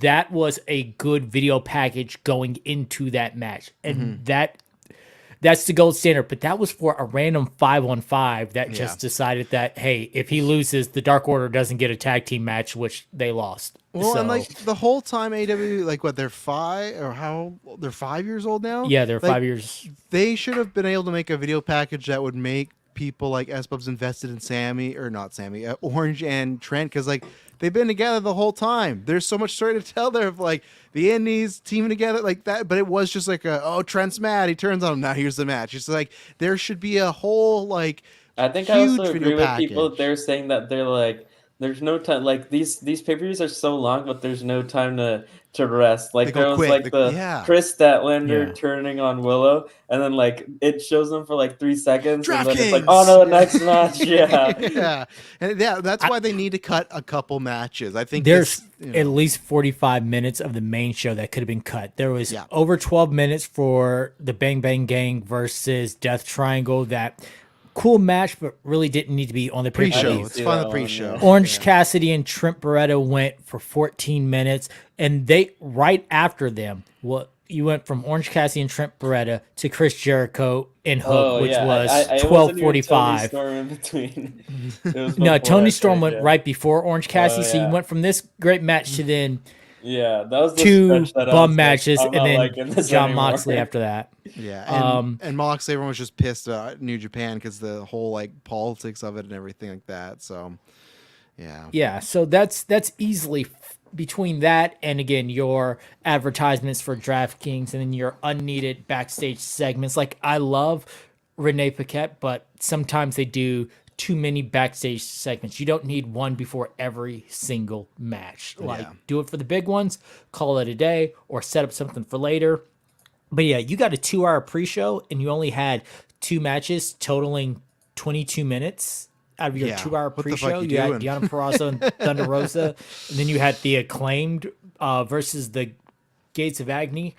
Like you could have put Orange Cassidy and Trent Beretta on there, especially since you're not really building that match that much. And definitely Chris Jericho and Hook could have went on there because that 3-way match was just there. Yeah, and like don't get me wrong, I actually I don't I think Jericho is doing the right thing. I'm not trying to like say it's good. That's not what I'm trying to say because like it is messed up. But like if Jericho has to be on TV, I think leaning into it and doing this stuff I think is the way to go. I think it is smart than making him a heel. It's not too much stuff that I'm interested in, and it usually is the commercial break, bathroom break stuff for me. I'm happy Hook is away, like you tweet about S Bubs. He seems to be in the Joe vortex now, so it's like that's good. That little segment there was so good. It was like some like Pulp Fiction stuff. I really like that. As I said, I'm on the bandwagon. That's someone like I think Hook. He needs to go to NXT. I hope that does happen. I think he do a couple more bangers here at AEW, but then he can go over there. But yeah, I always appreciate Tony says like he makes these cards big because he knows people spend money on the pay-per-views and the crowd. So like he wants to give them their money's worth, but sometimes like too much is too much. And like I don't think the Jericho FTW match is like that's money's worth. You know, that's like, well, Jericho has to be on the, that's just you saying that. But I do think transition to the next show, I think they are gonna kind of not make up for it, but I think Forbidden Door is going to be like a banger because this card I got to pull it up. But I want to get David your first thoughts on the main event because I think this is much like when I say like, oh, if they do Drew and Gunther at SummerSlam, I'm like, what's going to happen here? They are doing Ospreay and Swerve at Forbidden Door, which seems very odd to me. I like not the only good thing. I think the most good thing is it is a big match. Like it is one of those when you have a champion and you put defenders up. There's like we knew Christian wasn't going to win, right? This is a match where no one can for sure say Swerve's going to win. So I think that's always a good thing to have with a title defense at times. But what are your thoughts and like what is your scenario here? Because I feel like people are like, oh, Will's won that title, the international, to keep him away from the main title. But now, no, he's won his second gauntlet match, which is great. But now he's versing Swerve. So what's going to happen here? This match is not going to end clean. I'm just as the main. It's not going to end clean. It is not going to end clean. Really? I won't say that. There's either going to be a debut or a return. Something's going to happen. This match is not going to end clean. This match is going to be a great match. Don't get me wrong, but this is a setup match. We're giving you a banger of a wrestling match, but we're also setting up for something else. So either someone is going to return and challenge Swerve, or someone's going to debut and go after Ospreay. It's going to be one or the other, and this is going to be a setup for something else. You just have Ospreay win everything. Like you have him lose here. You have him win every title shot. Like you have him lose here, then he wins the Owen Cup, then challenges Swerve again. So I don't mind that scenario because it's tough because like I think there is a good scenario of Hangman coming back and screwing Swerve. But I feel like, don't you piss people off if Swerve loses already? Like, he didn't even main event pay-per-view. Like, he can't lose. He can't lose the title already. And that's the problem with throwing this Will Ospreay in now. So unless you have someone waiting in the wings to return or challenge or whatever else, that's the only way that I can see you doing this right now. Like, Swerve can't lose clean to Will Ospreay.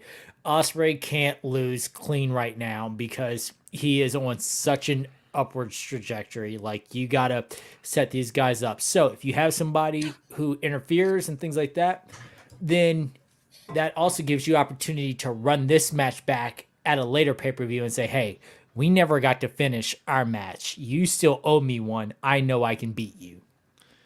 Yeah, that's interesting. I wonder because like AEW they did a lot of interference last pay-per-view, funny enough, talking about, but like I feel like I guess in my mind, they just don't do too many screwy finishes like countouts and DQs, but they do interference. But I'm gonna play devil's advocate. I'm gonna hope that they just have a match and Swerve just beats them, and then they make Ospreay like have to climb up, and that's like an insta feud down the future when Ospreay wants to get the title.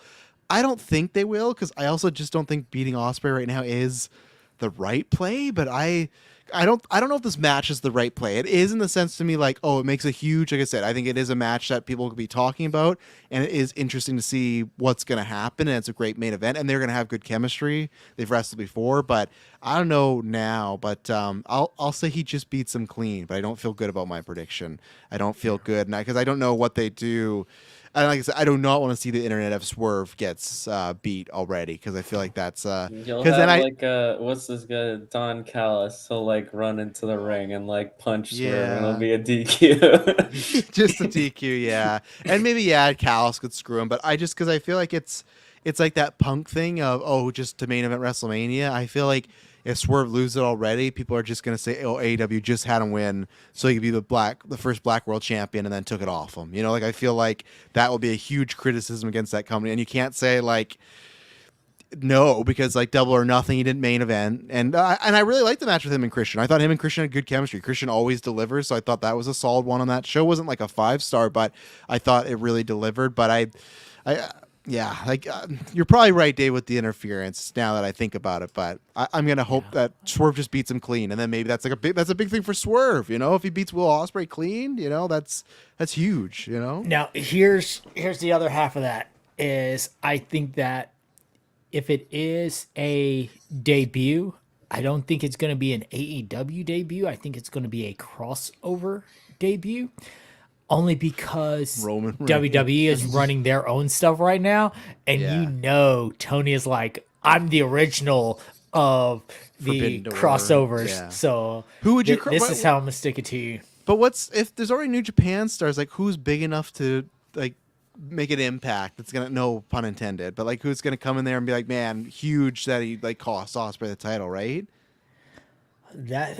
Let's see. Natayla puts the sharpshooter on Ospreay. Yeah, baby. Yeah. I don't know. Yeah, no, that's a tough one because you also have to figure out someone who is the crowd would also know. And, I mean, for an AEW crowd, I feel like if it's like from like. You could get like a lot of people in the crowd would that Uganda promotion. Yeah.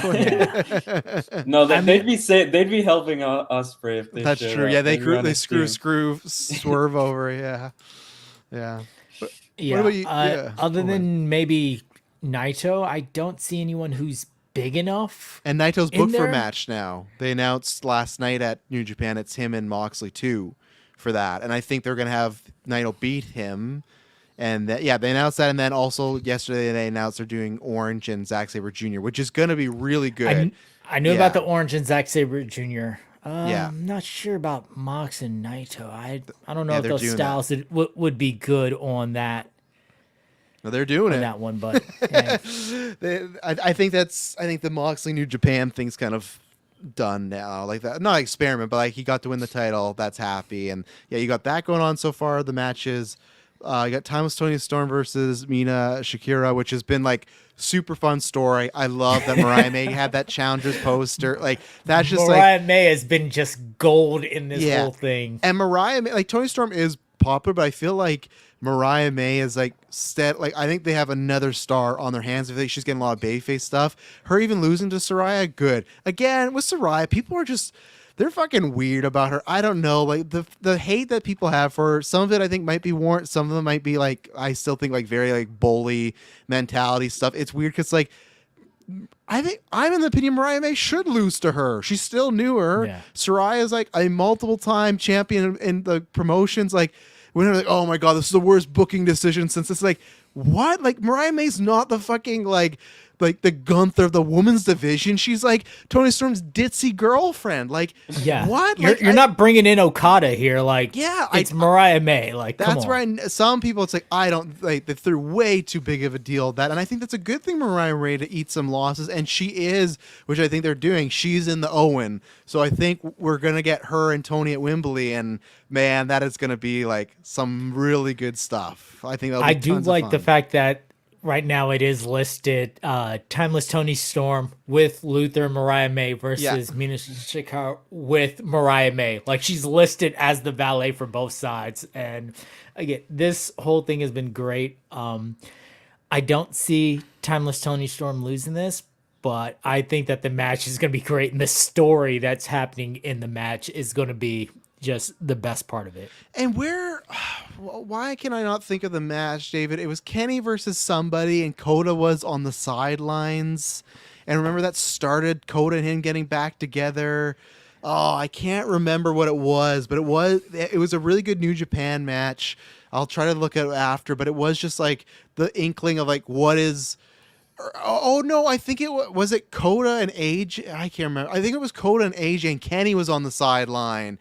And it's one of those where it's like same thing, like, what do you do? And that was like the best example of someone stuck in between a rock place of like the former ex-boyfriend and then like the Bullet Club leader. I'll look it up. I think it was AJ and Coda, and that's what the Mariah May. I think she's gonna be the crux of this match. I think it's gonna be really good. I'll find that information though.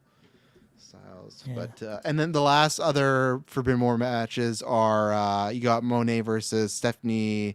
Vaquer. I don't know how to say her. I've never seen Stephanie wrestle, so I'm excited to see that. And then you also have the men's Vacant AT&T match because Edge decided to break his fucking ankle or whatever by jumping off that cage. Man, you would have got the same pop if you jumped off the top rope. Promise me. Like it, you didn't need it. You had Gangrel under there. You didn't need it. But right now we got Takeshita, Mark Briscoe, Lee Moriarty, Dante Martin. So far, it's like a lot of high flyers. I hope they just give it to Takeshita and he just like becomes a workhorse for the next month and everything. But I'm gonna look that up. But yeah, Espos, we didn't get your thought. What are your thoughts on the Swerve and Will thing? What's your, if you got a fancy booking there? Okay, so it was, by the way, it was AJ versus Coda for the IWGP title, and people that don't know, Coda and Kenny were a tag team, and they're like in canon like boyfriends, but they'd broken up. It was like the first time they'd seen each other in years, and Coda was gonna go do a move and Kenny went to the ringside to stop him, but then he couldn't and he like backed down. It was like this huge dramatic thing, and I think they're gonna place on that back. But yeah, your thoughts on anything else AEW, but then specifically Swerve and Ospreay there, S-Pubs. I haven't like, honestly, I think it could go like, I don't think it ends with Swerve beating Ospreay clean. Yeah. But I don't think it ends with like Swerve cheating. Like if something costs it, it'll be like Don Callis stuff or like something Ospreay does. But I think it'll be a great match probably. And who do we got now? Like maybe Don Callis has to have somebody because we got like Kyle Fletcher. We got like, I don't think they're gonna have fucking Trent and Ospreay at Wembley. I like Trent. I think he's underrated, but I feel like or you get some stuff with like the Tiger Driver thing. Yeah. But Don Callis hits him with a tiger. People are also saying like he had all this drama, like he doesn't want to hit it because what it did to Danielson. But then like a week later, Danielson was doing like a death match on Collision. So it's like, did he really injure him that badly that you're like scared? I mean, he was fine like 5 days later. I mean, I don't think you have to be that scared of doing it. But yeah. And then what else? And I was gonna say, so we have the Owens coming up for the men. So we're all thinking Swerve's gonna win. Who do we have? I still think, as some people don't like this, I still think there's two options, that it's either Swerve and Jack Perry for the Mega Heat. And I don't think you have Jack win, but I think there is like a scenario like that's, I actually think you could hold out for his weight and have Hangman screw him there and Jack win. But I do like that scenario people are pointing out, doing the Bryan versus Swerve, Wembley, like a title versus career sort of scenario. Even though Bryan Danielson's completely walked it back. Like, well, I'm just like retiring from like a full-time contract. I'm probably still going to wrestle. And even his wife this week on the podcast, she's like, yeah, I don't really believe him at all. So it's like, how legit is it? I feel like we're in for a Terry Funk from every match to just every monthly pay-per-view. Yeah, or like I wonder if he's just gonna be a free agent. And I would love, like, imagine the fucking January Royal Rumble, the music hits and it's him and he has like one big WrestleMania match and he goes somewhere else. But I actually do think Swerve and Bryan versus Cody at WrestleMania 41. Oh, it'd be huge. Yeah, it'd be great. That'd be fantastic. But I think Bryan Swerve is a good option for Wembley, even though they could do it at Wrestle Dream, which is in Seattle. I'm not going to get to go this year because I got stuff planned, so I'm bummed about that. But that could be great because they're both from Washington. But that is a win-win for everybody involved if you do them in Seattle. Like the crowd's going to be hyped for whoever. There's not going to be a pure babyface heel dynamic because the crowd is just going to. They're just going to be excited for the match. It's going to be a great match, and everyone is going to get an amazing reaction. So, yeah, if you're going to do those two, save it for Wrestle Dream. And then what do you do at Wembley then at this point? Is Jack? I think you could do Jack, and the way that you could do Jack is I don't think Jack earns it. I think Jack is given it by the EVPs. But okay, so then I feel like we have to do that later on, because they said the Owen will get the #1 contender, right? So then that would be, and he is. I think Jack is going to be in the TNT ladder match. I'm and I think pretty sure he is. Yeah, I think he could probably win that too, other than Takeshita's. Okay, so if it's not Jack, it's not Brian. I'm gonna laugh if Swerve just loses clean. It is just Ospreay at Wembley with the title, and we're fancy him for no reason.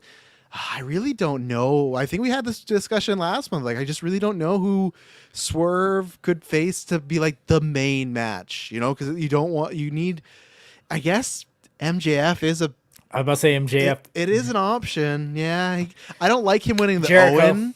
Jericho winning, the learning tree. Jericho at Wembley. I don't like MJF winning the Owen. There just feels something weird about him winning like the Owen Cup. Like, I don't like it. Just doesn't fit. But MJF and Swerve with MJF losing that is a good option to do, unless MJ's gonna be like Miro now, not want to take pinfalls or something. He's gonna be like only for Swerve in a fucking barbed wire steel cage. Yeah, so yeah, I'll who's that? MJF Pac, when they first started, Pac wouldn't do certain Yeah. matches because he was the Open the Dream Gate champion, and he was like, no, as long as I'm the champion in Dragon Gate, like, I'm not taking pinfalls. So that's why him and Hangman's match got bumped, because he wouldn't take the loss. I love AEW. I'm all for creative freedom, but I don't know everything. So granted, I'm speaking out of my ass, but if this shit is true with Miro and Black, like, this is some of the dumbest shit ever. And like, I agree, like, that would never fly in WWE unless you're like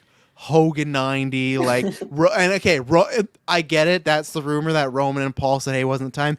I'm even fine. I don't think that's the right thing to do. I think it should still be creative, but I even get that one. Like, hey, Roman's the guy. Fucking Malachi Black should be if he's losing the edge, he should eat in the pin. He don't have to like. Yeah. He passed out in a steel cage match, in a barbed wire steel cage match. Like, Miro is just like killing his career right now by sitting home doing nothing. I don't know what's going on with Ricky Starks, but like, again, AEW I've been liking recently. They still have their issues though on some of these talent things, and and MJF. But I also don't think MJF is that guy. MJF has taken tons of losses and everything. He let Wardlow squash him. Remember 2 years ago, they had him do the Brock Lesnar thing where he just came in there, Wardlow powerbombed him for 5 minutes, and he lost. And that's why MJF was like, hopefully going to WWE at the time. So like, MJF, he does, because MJF's smart, because like, no one gives, like, if Malachi Black were to fucking take a pin from Edge, no one's gonna be like, man, if he goes to WWE, he's not over anymore. Like, that's the dumbest shit. Like, look how much times Brian's lost. Like, he's like Tozawa, like his fucking main roster record in big matches. Because like, Brian doesn't want to win. That's his thing. Like, and it doesn't matter. He makes the matches great, and it doesn't matter if he loses, because he's still over, and you're still like, if he does win, then it's like, it means that much more. Like, the whole loss thing. Losses do matter, of course, but not just like, if you lose against Edge or whatever, like, that's not gonna fucking, like, it's not gonna go against you. And again, everyone's same thing is like, man, like, Edge not putting over the talent. This is the guy that everybody and their mother knows wants to go back to fucking WWE. Should Edge be losing this guy? No. Edge should have lost to Finn Balor years ago, yes. But should he lose to the guy that the second his contract's up, Malachi Black's gonna fucking portal back to Connecticut? No. That's not who Edge should be put over. Like, it's just like simple logic of like, if Malachi Black came back and he had a fucking AEW tattoo on his heart, then sure, but he's not. He's no, he wants there. He wants to go back to WWE and play with cats with his wife. Like, he's looking for the next train out of there. He did his thing, but he's gone. And I promise you, I guarantee you, he's gonna go back. And I'm not saying he's gonna send out a fucking Andrade tweet. Next speed champion, Malachi Black. But I just feel like there's too much time. I don't think he's gonna be as old. I think it's like Andrade thought he's gonna come back and be hot shit. It won't be, because there's other people at WWE that stayed or are new that are more bigger than Andrade, more bigger than Black. So it's like, it's not the grass. Put him in the new Judgment Day. Yeah, same thing with Buddy Murphy. Like, it's not gonna happen. The AEW is the place where you should be. You can fucking wrestle 5-star matches. You can't cut a promo to save your life. AEW is perfect for you. Make that money there. And I get it, if he wants to be back with Rhea, that's fine. I get that. But if it's the whole like star thing, I guess that's the one thing, because we are talking about him. David, what have you thought about MJF being back so far? What do you think about, you pulled the Cody Rhodes mentor, got a questionable tattoo, but as I said to Emily when we were watching, he was smart because he got it over where his wrestling boot would cover it. So he's still smart, He got it somewhere that can be covered up. Yeah. Both with his clothes and somewhere that later can be covered up if he does ever decide to switch over eventually. Didn't get the Darby face tattoo. Yeah. I liked Mini Triple H's return. I do like the jacket with the broidery on the back. I think that's a good way to lose the scarf and like carry the gimmick over, you know? Yeah. So it's a good way for him to reestablish himself. I like the fact that they had the quick ending to the Adam Cole stuff, because Adam Cole's not coming back anytime soon. He's still injured. It's going to be a while. He was walking. I was like, oh, there's hope. And then that's another thing. Also, like, that Ospreay match had so much interference at Double or Nothing. It was like the ref was like blind and deaf. Like there was like 35 guys in the ring like beating up Ospreay. Wardlow did their power. And then the next segment they just like bury that storyline. Like that was bad. AEW tends to let things go referee wise, but that was a little bit too much. But no, Wardlow was in the ring for 2 minutes. They were doing combos on him like in the edge of the ring. Yeah. He's staring down the ref, like having a full-on stare down with the ref, like what is going on and here? That, to me, if the ref turns around and Wardlow, like Ospreay's in Wardlow's crotch boat get powerbomb, that's a DQ. Like it's over. Like there's no like, whoa, what are you doing? And we're like, oh, I don't know. Like no, the match is over. Like there's no like, you can't touch the participant like that. We all know that. So I don't know, but I think that MJF has a good path ahead of him, losing that, getting less of the brochacho stuff and all that, just getting back to the guy with the mic who's just talking all the trash, and I'm anxious to see it. I think that he can do so much more, and I just want to see him talk trash to anyone. I love a good MJF promo, especially now that he's no longer in his best buddies phase. Like, let him just rip some people and go to town. Get that Ricochet promo. Get that one that's going online, and then MJF blocked. Yeah, it's tough because he replied to that when he said bookmark. I'm still. I think it's not as bad as the Saraya thing. I do think MJF's tweet was a little bit true of like, hey, everyone loved it, and he turned on. That's pro wrestling, right? Everyone will turn. We'll see about Cody one day, but like, I think Cody's a little bit different because it's just eventually, sure, people will boo Cody, but I don't think it's like the way people think they're gonna rebel against like Cena did. But with MJF, I think it is like okay, people thought he got oversaturated, but majority of the people still really enjoy him. He's still really good at what he does, and as I've said before, keep booing the guy out of the building. He's gonna go to WWE and then he's gonna become this fucking massive star like Cody, and everyone like fans are gonna look like idiots. The same thing as Punk too. It's like, and even some myself, I thought, hey, can Punk even work in WWE? So far, it's going great with the talent and merch. So I still think like AEW is better with MJF in it. I think if they lose him, that will be a big loss, and they're gonna lose him. I promise you, when that contract's up, he's out of there. But I don't think he's like Malachi Black, who's gonna be like, oh, I'm fucking better than everybody. Like I ain't losing until my last match. Like no, I think MJF legitimately does love AEW. I do think it does come down to money, but I think there's just, like you said, he's 28. Like I think he's not gonna never want a career where he never goes to WWE. I don't think he's like Omega or like early 90s Sting. Like I think he's gonna want to scratch that itch. There are thousands of programs for MJF to have at WWE. I know, okay, I'll say hundreds, maybe not thousands, but like there's so much he can do. MJF is gonna have a WrestleMania match in his career. Yes, like there is a Rumble pop waiting for that motherfucker right there. Like that moment there, like him and Cody. Like there's so much. Yeah. So I think that's why it's like, if you just legitimately just don't like the way he wrestles, his promos, then fine. But like if you like him and you're kind of critical, I would say just enjoy it, because he's gonna leave. I really think he's gonna go. So enjoy this. I think Roosh is like a good first program, but nothing amazing. Roosh is like the Andrade of WWE, where he's just there to have like some matches here, but he'll just eat a pin and he'll be gone for months again. And then it's like, oh, I'm the bull, the horns. It's like nothing. It doesn't mean anything. You lose all the time the big matches, you know. So I think the thing that's in service of MJF leaving is what The Rock did with Cody. Because that was always the talk, like this time last year, Right. was that MJF isn't going to go because he can't beat MJF. He can't be in a PG environment. Yeah, he can't. Yeah. And The Rock has proven, okay, if you let them know ahead of time what you're going to do and how you're going to do it, they know what to bleep and when to bleep it and things like that. To be fair, I don't think the Rock for a lot of this stuff is telling them.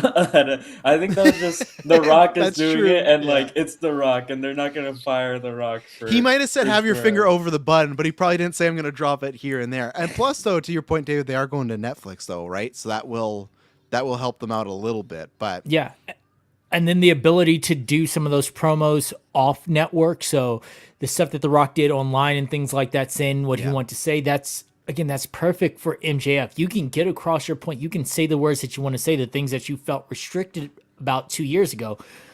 That door is open now. And just in general, to still be MJF in this other company. So why wouldn't you do that? Yeah, and just in general, the whole program is like less PG, right? Like they're not everyone's like Finn Balor's not out there dropping F-bombs like The Rock, but like just in general it feels less kiddie and family. They have that still. So I agree. I think he's gonna go, and I think like I know Triple H will do his stuff like, oh, like they're not make it till they're here, but I think MJF has a point of like, again, who were they chanting when they're interviewing Triple H? Like he is going to be the big. I think that's the only person. I mean, it works that he has a good 3-letter chant there, but I mean, that's like you hear those chants like a couple times. Like, there's no one else really from another company. I think now that they like people are chanting and they know. I think even if you don't watch AEW, you know who MJF is. Yeah, and it's like people aren't going to chant the Elite or Mega because they know they're not going over. Their life is still that thing like crashes or burn, and WWE will put them in the Hall of Fame like 30 years from now, like they did the WCW guys when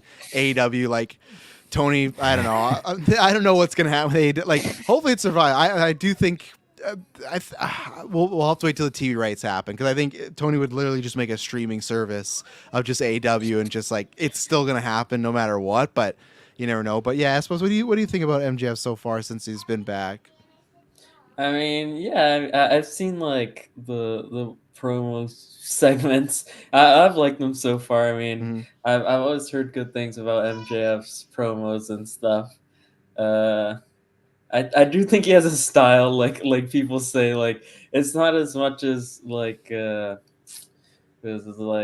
don't think it's as formulaic as people say. I mean, there's some stuff he does like sort of hit the beats, but I do like his promos a lot, and I mean that's what he's done so far. And Roosh, I mean, I don't know. It's like it seems like not like a weird pick, but it's just like okay, it's just like a guy, and MJF's gonna beat him.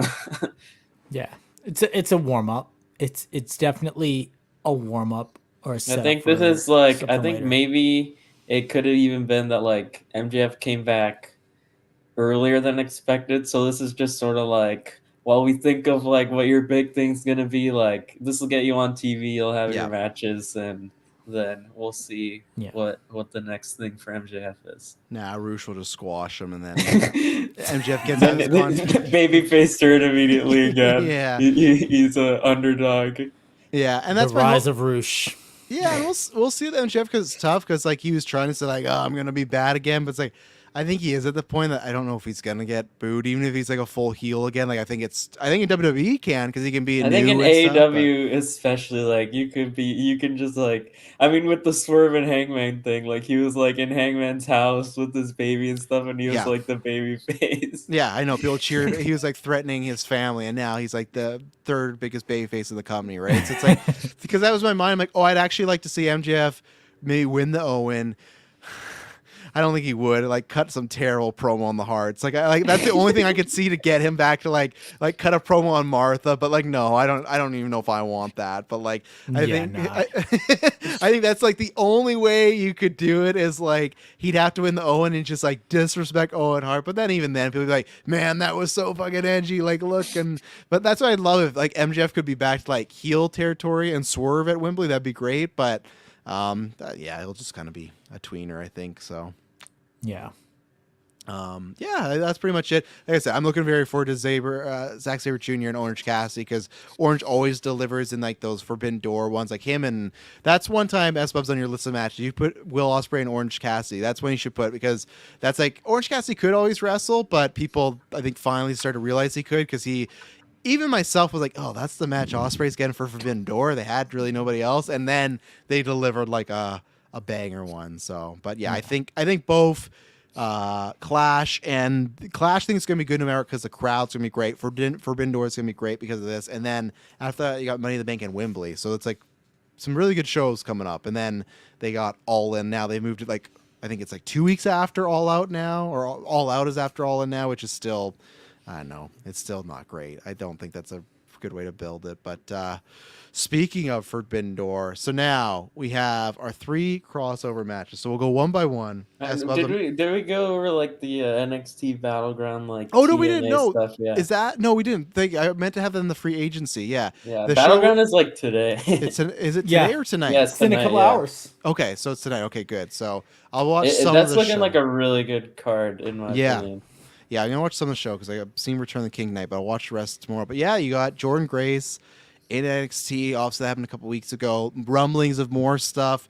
Rumblings of NXT appearances in the next TNA pay-per-view and stuff. So I'm really excited for Grace and Roxanne. I guess Paige and Trick is main eventing, right? I think probably. They haven't announced the main. Okay. They NXT always waits a long time for the they'll announce the main event on like the day of.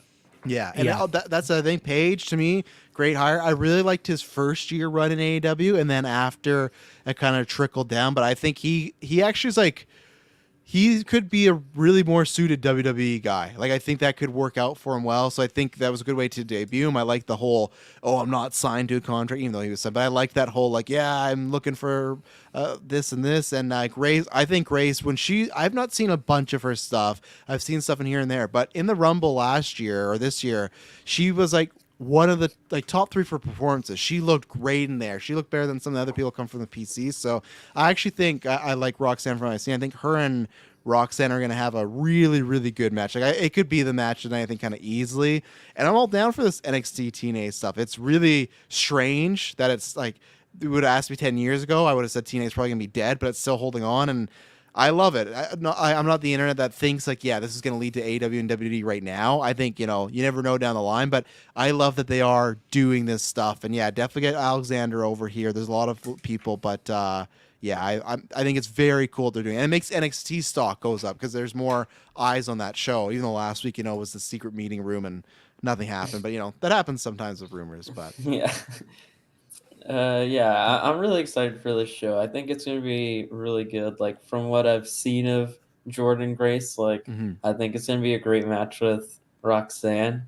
I want Jordan Grace to win. I think Roxanne will probably win, though. But I think it'd be a big moment if Jordan Grace wins. Yeah, that would be huge. That'd be the biggest shock. I want Jordan Grace to win. She has been consistently great on TNA. Like she revamped her entire appearance from when she started with them, and she's just been killing it for them and holding them up in their women's division. And I want to see her continue to do great in that aspect. Mm-hmm. Yeah, I think it'd be great because, again, I guess just the design thing everyone's decided on rumors. Julia's just going to come in her fucking first match win the NXT Women's Championship. That's been the rumor for months. Yeah, it's she's just going to squash Roxanne for the title. Yeah, I guess. I don't know how I feel about that, but yeah, give Grace a little run. That'd be fun. I don't think they'll happen, but as we've said in the Discord, I think Grace is WWE bound soon because they could have used another TNA talent, but they don't so far. They just keep going back to Grace. I think they hopefully will use someone else, but yeah, I think she's going to be bound there, and she'll fit in well with Jade and Rhea and everything. Yeah. And I'm also really excited for the North American title ladder match. Right, yeah. The women's North American. I think that could be really good. Yeah. I think all the participants are really good. I think the favorite that's people are looking for is Lash Legend. Yeah. Because I think people have been wanting her to get title for a long time, but I think honestly there's a lot of picks in this match that I could see the weird one is I'd want Sol Ruka to win, but I don't know, the title doesn't match her color scheme. I can't see her wearing the title. Maybe she'll change it. I think the only one that's not winning is Mia Yim. That's the only one that's for sure not going to get the win. And that's my thing. I don't think Mia Yim's going to win, but I think Michin is going to have the spot of the night. I don't know what she's going to do, but I think she is going to make sure that she has a glass table. Like I feel like Lash Legend like powerbomb off the ladder outside the ring, like through a ladder on Michin or something like that. Because I've only seen her like stuff with Trick and some of her promo stuff. I've not got to see a match of Lash yet. How is she in the ring? She's decent. My thing, I feel like she would get it for the work that she could do. Yeah, like continuing one of their, continuing her stuff with Trick, continuing her stuff with Metaphor, continuing all of that, like having that title as a part of that, I think would be great. And from what I've seen, Shawn Michaels is a very big fan of hers. Okay. So I think that all of that would play into her taking it. Like, again, I don't think she's the best wrestler in that match. I don't think she's top 2 wrestlers in that match. But when it comes to what you can do with her going forward and having that belt, she is a great choice for that. Okay. Yeah, like they have a lot of faith in her. Like she was the one where it was the match of Lyra and Shotzi, where Shotzi tore her ACL. Right. And then like they had Ava come out and like, we're gonna have an impromptu match of Lash Legend versus Lyra Valkyria, like to end the show. Like she just came out and they had a match. Like they had her like the most reliable person they could get to have a match, and it was her. So they have a lot of trust in her. No, that's a good sign because the stuff with the stuff with Trick, so they have ideas. So no, my when I watch NXT, like I said, I'm gonna watch the first bit tonight, and then I go to the movies and watch the bit after the movies or tomorrow. I'll keep an eye on her and whatnot. So no, that should be good. And then you got the OC down there, trying to get those NXT tag titles, So we'll see how that goes. So and I'm excited for the underground match too. I really like those underground matches. Yeah, like the no ropes. I think it's knockout or submission. Raw COVID, you would have loved it, man. They like Shane McMahon was running that thing. I just saw there's a YouTube video I was about to watch. I didn't finish it, but it's called like Raw's Weirdest Time, and it's a whole video of like I think it's reviewing every single Raw Underground segment. I was gonna watch it like yesterday. They were so crazy, and sometimes they would come out of nowhere on this show. Like you come back from commercial break, and all of a sudden there's a camera going into this dingy section, and Dolph's fighting like Omos before he's Omos or something like that, or almost the bodyguard or something. Just this weird thing, or like early in the day, Braun Strowman would get frustrated with something, and then later on, you would just see him get mad in the middle of the interview, storm off, camera would follow him, he'd go into the battleground and then just start wrecking shop, and you're like, what is this? And they never explained it. It's just Shane showed up with Raw Underground and just started happening. They never explained why Shane was doing it, what it was ranked, what it would get. He's like, this is Raw Underground. They had like these people, like ladies scantily clad, and like it was such matches weren't scheduled. They would just a camera would just walk in and they'd already be in progress.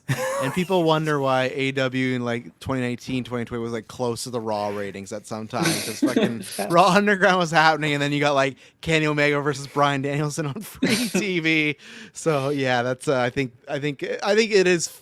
I think there is fun. It's just the way that they did it in the 2019, like in the COVID era, was a little questionable. You got someone wrecking shop one week, and then the next week they're Apollo's bodyguard, and you're like, but what is happening? What am I even watching right now? I think for NXT it works really well as like a stipulation, especially with a lot of those people who have those backgrounds. Like for Lola Vice versus Shayna Baszler, like it's a perfect like stipulation for it. Man, and in the UFC Apex. I was just gonna say that, like it's gonna be in that arena. There's a picture going around of like what it looks like on the inside. It's pretty much just the Performance Center, but like slightly bigger. That's what it looks like. I mean, and then with them having the relationship with Endeavor and UFC, like you can pull some of Shayna Baszler's old footage from Ultimate Fighter and things like that, and be like, hey, this is where her history is. This is why she is the tough competitor in this arena and things like that. Just help build that up. You've got so much access to that now. Yeah. So no, I think it'll be a really good show. And I think they're building up these like NXT shows to be, because I think Heat Wave is gonna be like, it's gonna be like a takeover pretty much. Like it's Money in the Bank on Saturday and then Heat Wave on Sunday. Which is very surprising, which I do like the WWE pay-per-views being on Sunday or Saturday, but yeah, because usually it was the reverse, and for me, that made sense because it's like, oh, like the minor leagues, and then you end with the big leagues, but I wonder, like, because it was always like people, oh, well, I'm in town, so I'm going to go see NXT, but this is like you have to stay for NXT now, right? You got to make that choice, so they do, I think, have to make that card noteworthy. I haven't seen like what the sales are. I don't know if there's even ticket sales out for like NXT. Because I know what that's the rumor for Julia versus whoever, and probably Roxanne. I'm not sure who they'll have for Trick, but yeah, you got to have a good card because you want to be. If it's a lackluster card, people will go, oh, I'm gonna just go home. Versus, okay, I'm already here for the weekend. I'll go to the NXT where, and that was the case when I went for WrestleMania when it was Black and Gold era. I would have stayed because those cards were so good, but. Yeah, no, I like that. It's good for them. It's good for those crowds, or good for them, like the younger talent being in front of crowds, just bigger arenas or bigger just shows, just having that pressure on you, you know. So, yeah, we'll see what happens. So, all right, finally, we're doing this because Forbidden Door, because the NXT TNA. We're all gonna pitch our 3 crossover WWE AEW matches. That's what I'm gonna start with you. Give us one, and then we'll go around the table. You said you were gonna try and go for some more. Out there picks. So who's Tozawa going against? I'll save like my big like dream match for like the last one. Mm-hmm. I'll start with this one just because I gave myself the idea just talking about it. But Cody versus Bryan Danielson. Mm-hmm. I just thought of that one now, and that one's better than some ones I had on my list. So I'll say that one as my first pick now. Yeah, I think it'd be great to in this version because I think they versed each other when Cody was like still doing the undashing thing. Yeah, apparently that's like their only match in like 2015 or something like that. Really? Yeah, that sucks with Punk and Cody. There's like a whole slew of AEW matches we never got to have. But with this Cody, with this Bryan, I think you bring Bryan in as a shit heel too, like.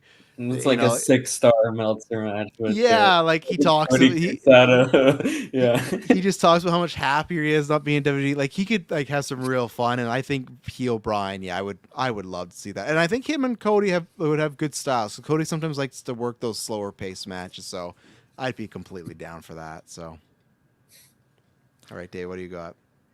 All right, so I'm starting off with a banger out the gate, and I'm going. Okada versus Gunther. Hard hitting God. Like a mofo. I didn't even think of. Yeah.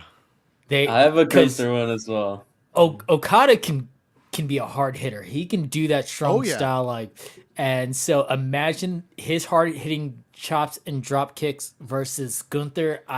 Those people were thinking it was gonna happen because Gunther was hitting the Rainmaker in these matches before the Royal Rumble. Yeah, they would tear each other red, and I am here for it. Yeah, no, I tried to find. I didn't get Okada on my list, but I have Gunther. Same thing. I also have him for someone else. I think different than S-Bub. So you can tell big Gunther crowd because you just know it's gonna it's just gonna slap. But literally Gunther and Okada. Yeah, literally Gunther and Okada though. Okada's the type of guy.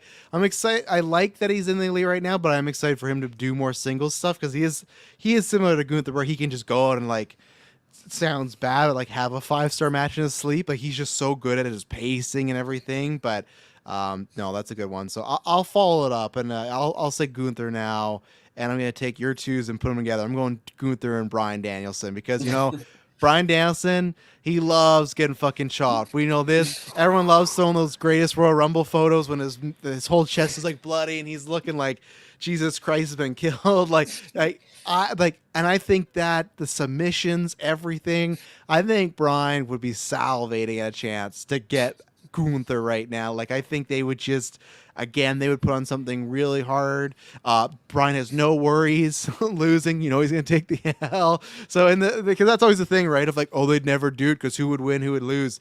Bryan, that's one he doesn't care. He'll put him against whoever. He'll take the loss. But yeah, I think those two, again, they have very similar styles. It's like the Cody Bryan thing. It's like the Gunther Okada thing.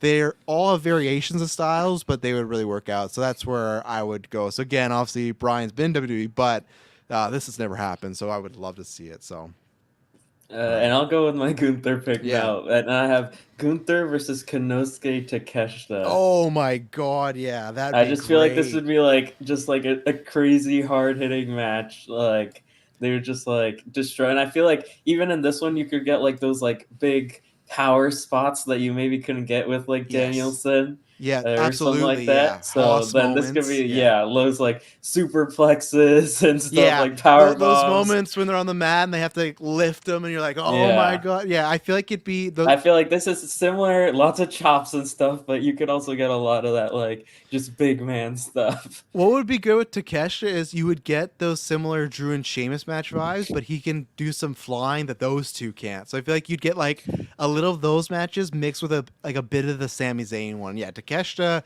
he could, and that's the way I'd want this because Takeshita's a guy he can never go to WWE.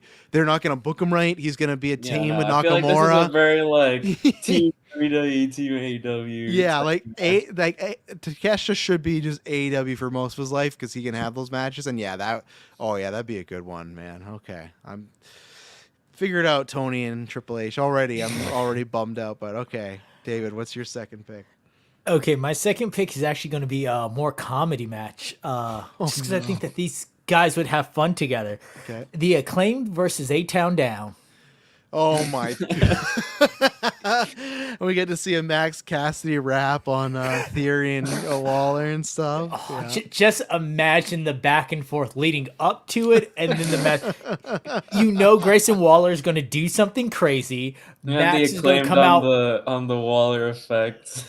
Yeah, man, the rap right. that's going to happen with that. Yeah, it's going to be just off the wall on all ends, and I am here for the comedy spots that are going to happen, the over-the-topness of that. Bowens is going to do something that is going to involve Austin Theory and just making his head explode, literally with his overtness and like the way that he's grabbing him. You could just tell it's going to be over the top, and I want it. I want the comedy. I want them to just... And they're all good wrestlers within their own right as well, so they can have a good match. Mm-hmm. But it's all the other aspects of it that I'm just like, please give me that. That'd be a good second, third match on the card, after hot opener or something like that. I would love, though, if this was a real thing and they announced they're doing this forbidden portal. We'll just call it that. That's the combo. And the first match they announced, though, is the Acclaim versus A-Town Down, and everyone just be like, "Oh my god, what's gonna happen for this whole show?" Acclaim. Jericho is Nakamura opening. Yeah. Oh my god, yeah. I mean, for me, I'm booking this. It's a wrestle 2-night event. I'd have 2 main events for this. Well, you gotta get undercard. I only have one of them. I only have one of my. I'll have my third pick be one of my main events here. Yeah. What was I gonna say? And on that note, we didn't talk about. But I think S-Bubs, you're finally getting your Austin Theory Bayface turn here soon. Grayson keeps talking about how he's propping him up and he's the hottest he's been. And he got him out of being irrelevant. So, you know what's gonna happen is Austin Theory and Grayson gonna have a match. Austin's gonna get some cheers. Just a little, not a lot. You get some, and then he's just gonna become a fucking battle royal guy, a guy that's just around. That's my theory, no pun intended. I still don't see it, but good luck, Austin Theory. We'll see. Maybe I'm wrong. I could be wrong. This could be the case where he could pull it off. But all right, I had to get Ospreay on the card, and this was a tough one for me because there's a bunch of them they haven't, and I was surprised this match hadn't happened because I thought they would have crossed paths. But I'm gonna pair him up with. He has the moves, and he can tell great stories too, but I also pair him with somebody that could arguably be WWE's greatest storyteller right now, and I'm putting with Sami Zayn. That's who I think I would. I've never seen a match. I never saw a match of him and Zayn, or maybe El Generico, if they're the same person, I don't know, but I looked. I couldn't find any. So I think that it'd be similar in the Danielson Ospreay, where I don't think any of them would be a heel. It would just be who's the best, who's especially if Intercontinental title versus international title. Let's say this happens in the next 6 months, just that kind of who's the best of the inters. I just think there would be some really good stuff there. I think you could see a Ospreay break out that Tiger Driver, and Zayn's gonna sell it like a motherfucker. He's gonna be doing all the rhythms, and I just feel like he has certain qualities that are similar to Bryan but different. That I feel Sammy still has more of that that WWE Brian in him, some of that heart, and I feel like that would be interesting to see Ospreay like at some point just lather him with move after move, insane, keep getting up and hulking up, and I really don't know who would win because I feel like both of them would be fine with losing. Like I feel like they've both taken big losses before, so I feel like I think that's a match too that would go either way. There's some matches where okay, like the Gunther and Brian, like my pick, like okay, Gunther's getting the win here. Brian's taking this loss, but that Sammy versus Will, he'd be like, I could see both of them making a pitch here, like who would get the win there. And I feel like WWE could sit Sammy down and be like, yeah, like you can lose this one, right? Like you're an underdog. Like and Sammy wouldn't have the politics, but yeah, great. Like, so that'd be my pitch there. Cause I think they could have something really, they could have like a show stealer, those two. Everyone would be talking about the Sammy and Ospreay match. So that's what I'm going with. So I suppose, what is your final one for this time? We'll probably maybe we'll make this a yearly thing. Maybe every around time for Bindor, and these time we'll come back with some new suggestions because there'll always be new wrestlers. But what's your final pick here? So this would probably be either one of my main events or my main event that would lead to more AEW and WWE pay-per-views. So this would be an Anarchy in the Arena match of the team of the New Elite, so the Young Bucks, Okada and Jack Perry, versus a team of Cody Rhodes, CM Punk, Sami Zayn, and Kevin Owens. And this would end with Kevin Owens turning heel on his team and joining the Young Bucks. Whoa, a trade. Ricky Starks for Kevin Owens trade. I can see it. But yeah, this would be an Anarchy in the Arena match. So you'd get your real glass spot.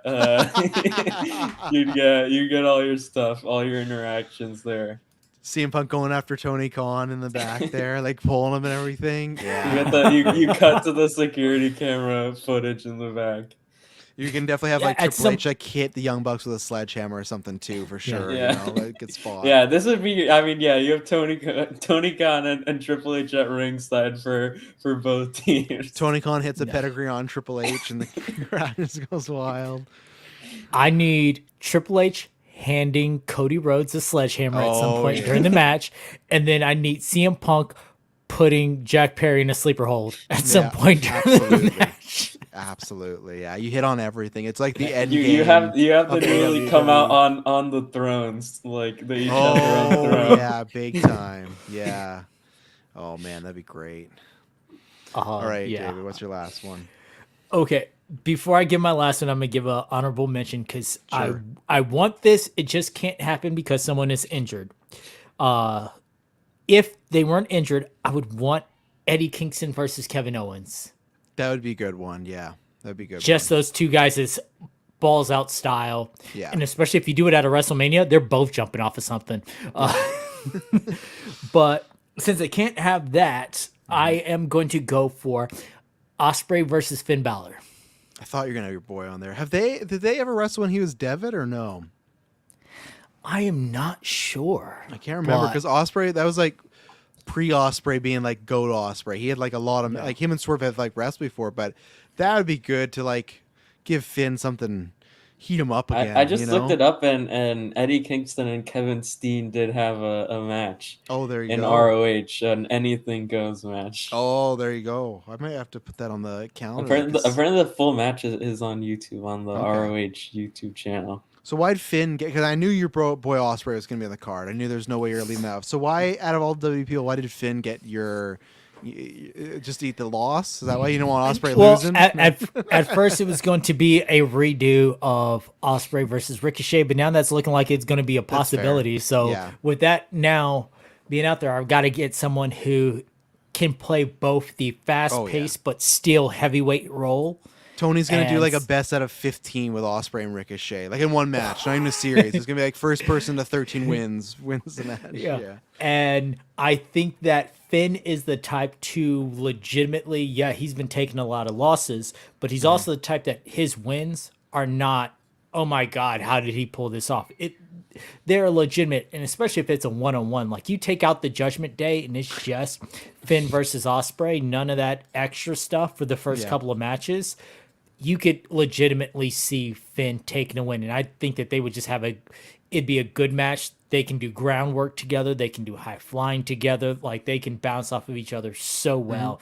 I think that they would just put on an excellent match. And I feel like it would be their first. I do feel like they would do more than one match. I had them in my head doing a best of 3. And if this is their third one, this is Finn with the face paint. This is Finn with the body work. Like, he's coming full stop. You're going to get Bruv to the max Osprey with the full fur coat and the hood coming out. Like, he's making an entrance. Finn is making. I'm here for the entrance. I'm here for, bring out the full Swords of Essex. Look, I'm here for the full shebang from start to finish of these two going at it. And I think it would just be one hell of a match. I miss main event Finn Balor, man, and Prince Devitt. Like, that's like, even though this one happened right now, I need Finn to have like a 4.5 classic soon. Like, I need, like, I'm tired of him. Thank God he's not wearing that stupid helmet anymore, but I'm just tired of him. I just want him to get back to that level, man. I was such a big fan of Prince Devitt, and I'm hoping with this breakup with the Judgment Day, he gets to be the leader, and he can do that. But in this scenario, I would hope that they'd be together, so Ospreay can cut a promo with the Judgment Day, and Damian and him can have a dog bruv off. They can go back and forth that way. And I also felt like somewhere in the build-up to this, Finn could straight up say, the only reason you got a chance to shine in New Japan is because I left. Yeah. Yeah, you definitely hit on that. So I hope, man. I hope some Prince Devitt stuff. So, all right. My one, I went for the easy jugular. The one that, like, I'm sure it's been a bunch, but I don't care. If you're doing this, you got to make it big. I'm going, and I don't think Anarchy Arena, but even though when you said that, I thought you were going to take my picks. I'm happy you didn't. So it could be applied this if you want as well. But I'm saying it's Strange Bedfellows. You get the Shield back together, and then you get the Elite. You get Kenny and the Bucks versus Roman, Seth, and Moxley. Don't know how you get Moxley back with the Shield, but I think, like, the idea of because I think the match quality would be good too, but the idea of the Shield having to work together again with everything Seth and Roman's been through, Moxley being away, I think and even now too with, like, Kenny and the Bucks, like, them, like, firing him, beating him up. I wasn't so much concerned with that actual story stuff, because by the time we get there, if it whatever happened, that's probably gone. But I think specifically with the Shield, there's so much fun stuff you could do with that. And that's just, to me, like, you look at the jokes are always like with the women, the 4 horsewomen run wrestling, right? And then with wrestling, it's the Elite and the Shield. Those are the two factions that have been, like, they define the last 10 decades of stuff in WWE, and then the Indie / New Japan, then AEW. I think that is the ultimate. You can't just go easy and go Roman and Kenny. Sure, you can do that, but I think it's more about AJ Kenny on my AJ Kenny, yeah, too. That'd be another good one. Like, that's another one I had on my list. Like, this would be outside of my Kevin Owens turning heel, but I had Darby Allin versus Kevin Owens. Oh, yeah, and Kevin just threw. Or you know what? Fuck, I'd love. Too bad Brock wasn't on. Brock and Darby would have been something, because Brock. So I'll give him Gunther and Darby, but yeah, it's more so like Kenny and Roman would be like the big of, like, the last, like, the 2015 to 2020s, they were the guys. That's like your poster. Yes, match. Yeah, that's why I use it for the thumbnail, of course, right? But that to me, having the Shield and the Elite, it's like those are the collective guys that have changed the industry. I want to try and find a way to, like, I couldn't find anyone else to add to the Shield to, like, get Cody. Like, my dream would be the Elite and Cody versus the Shield somebody, but no one really fit with. So my pitch is that Cody is the special guest referee. That's impartial. Yes, that's my pitch, because you got Rollins, who's like his new BFF. You got Moxley, who has history with, but then you have Roman, but then you also have the Elite, who they start with. So I think it's like you run back Triple H and Undertaker, and, like, Shawn's the referee. You do that, but Cody is the ref. And imagine that poster, WWE, and it's like, who does Cody pick? His original company, or, like, the company that saved his career and they started? Like, I think him as the ref.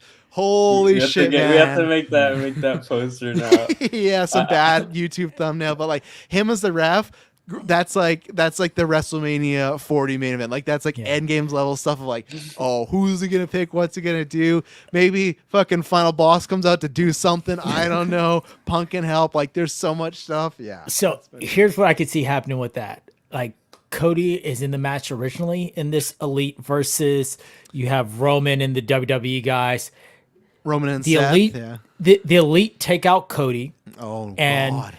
So then they tell Cody like, hey, you can pick your replacement. Anybody for Team WWE, past or present, you can pick. And then that's when he picks Mox to be on that team to complete the Shield. Yeah. He's like, you said past or present? Boom. That's who I want on my team. Him or Hulk Hogan. That's who Cody was. So I just love to see Hulk as the referee. Oh yeah, I'd love to see Hogan eat a V trigger. Just Kenny just destroying my man. And then at some point during that, you gotta have Jack Perry taking the Shield bomb through the table. Like, oh god, yeah, that's yeah. And you tie together because the first match Shield ever had, or like they interfered on CM Punk's match, you tie together somewhere there. So. Yeah, there would be fun, but I think that would be like the fantasy booked WrestleMania 40 main event, where it's just like a lumberjack match. The amount of people who are out in just the entire WWE and AEW roster. Goldust comes back. The ring. Goldust comes back. You think he's with WWE, but then he turns. He's with AEW. You know, like there's so much stuff. Arn, which way is Arn gonna go? Andrade, yeah, he doesn't get to appear. You know, another one. If injuries didn't count, I would have a triple threat between Finn, AJ, and Kenny Omega. Absolutely, for like the Bullet Club leadership. Yeah. Yes. Do you not do a fatal four-way? Put Cody in there. He was a leader for a month. You know, Bullet Club is fine. I would be down to get Cody in there, and then I know what I want to be is elimination style, and then the three of them just team up and they get Cody out right away because he was never like a true leader, and they just like they Shield powerbomb him through a table, a flaming table, and Cody eats the pin, and then they go, okay, you're done, but. Yeah, I hope one day. I hope, you just got to hope WWE doesn't contract tamper anymore. You got to hope Tony Khan doesn't compare them to Harvey Weinstein anymore. I hope there's like a year of them just being quiet and then just one day. And I don't know, who it's going to take. I legitimately think with him going back to free agency at some point, it would be good. I think Bryan Danielson could be the guy. He could be the guy that could make the pathway to both companies because he's never said he hated WWE. He still was friends with Vince and all of them.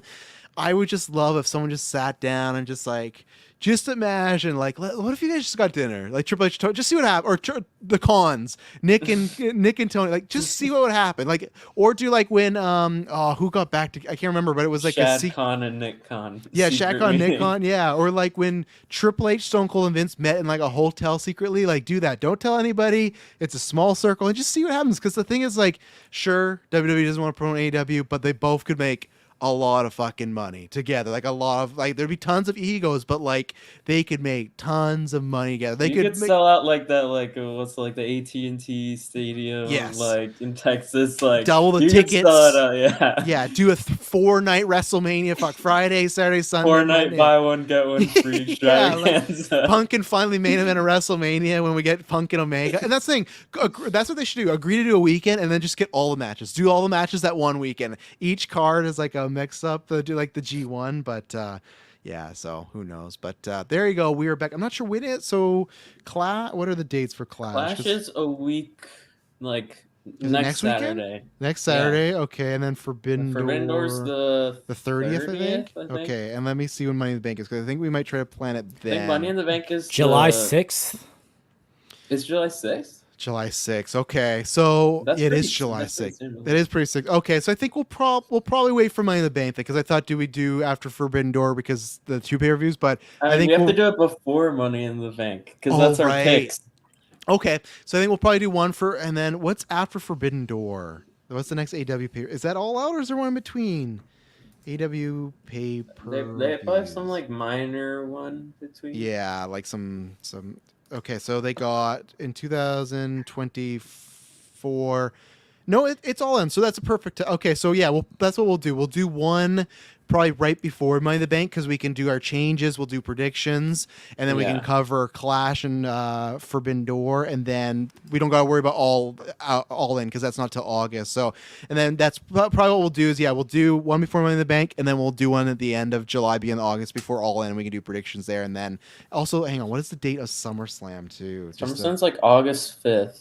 August 5th. Okay, I so think. That might August 3rd. I think that's the first Saturday. It is August 3rd. Okay, so that's probably what we'll do. And then Bash in Berlin is August 31st. Okay, so and that works out. So you have SummerSlam and Bash in Berlin same month. And that works out too because All In is the 25th. So that's probably our rough schedule. Is the next we're not Forbidden Door. Fuck. The next episode of the Gimmick will go before Money in the Bank because we'll make predictions if we got to change some of our draft picks if we want to. And then the next episode after that we will do after what is it? God, I just had it there because wasn't there a pay-per-view for WWE that's Bash of Berlin, right? That's what it was before SummerSlam, right? No, Bash of Berlin's after SummerSlam. Yeah. Okay. So I'm not sure about the middle, but either way, there'll be one right before Money in the Bank and then right after All In and SummerSlam because those are within a week each other. So those will be kind of the next two for July and August. I think there's another one somewhere in there, but if not, those are kind of the rough two. So we'll cover all those. And again, if something big happens, if I don't know if Bret Hart comes back and Money in the Bank wins and beats Gunther, then I'll be there because yeah. So no, we'll be back for those, and those will be good because those will be more topic heavy on the pay-per-view. So thank you, gentlemen, for joining us, Bubs. Good to have you back in the trio here in our Elite Shield trio here. So yeah, we'll be back for right before Money in the Bank to make some draft picks and predictions because that will be good too because we'll have the full roster for both men and women for Money in the Bank and really talk about who we think is. We think it could be Jay or Braun, but someone else could be entered. Who knows? It could be fucking Penta. Maybe Penta's gonna win Money in the Bank, and WWE's gonna give him a big push. But yeah, we'll be back in about a month, and then it won't be boring, and we'll talk to you then.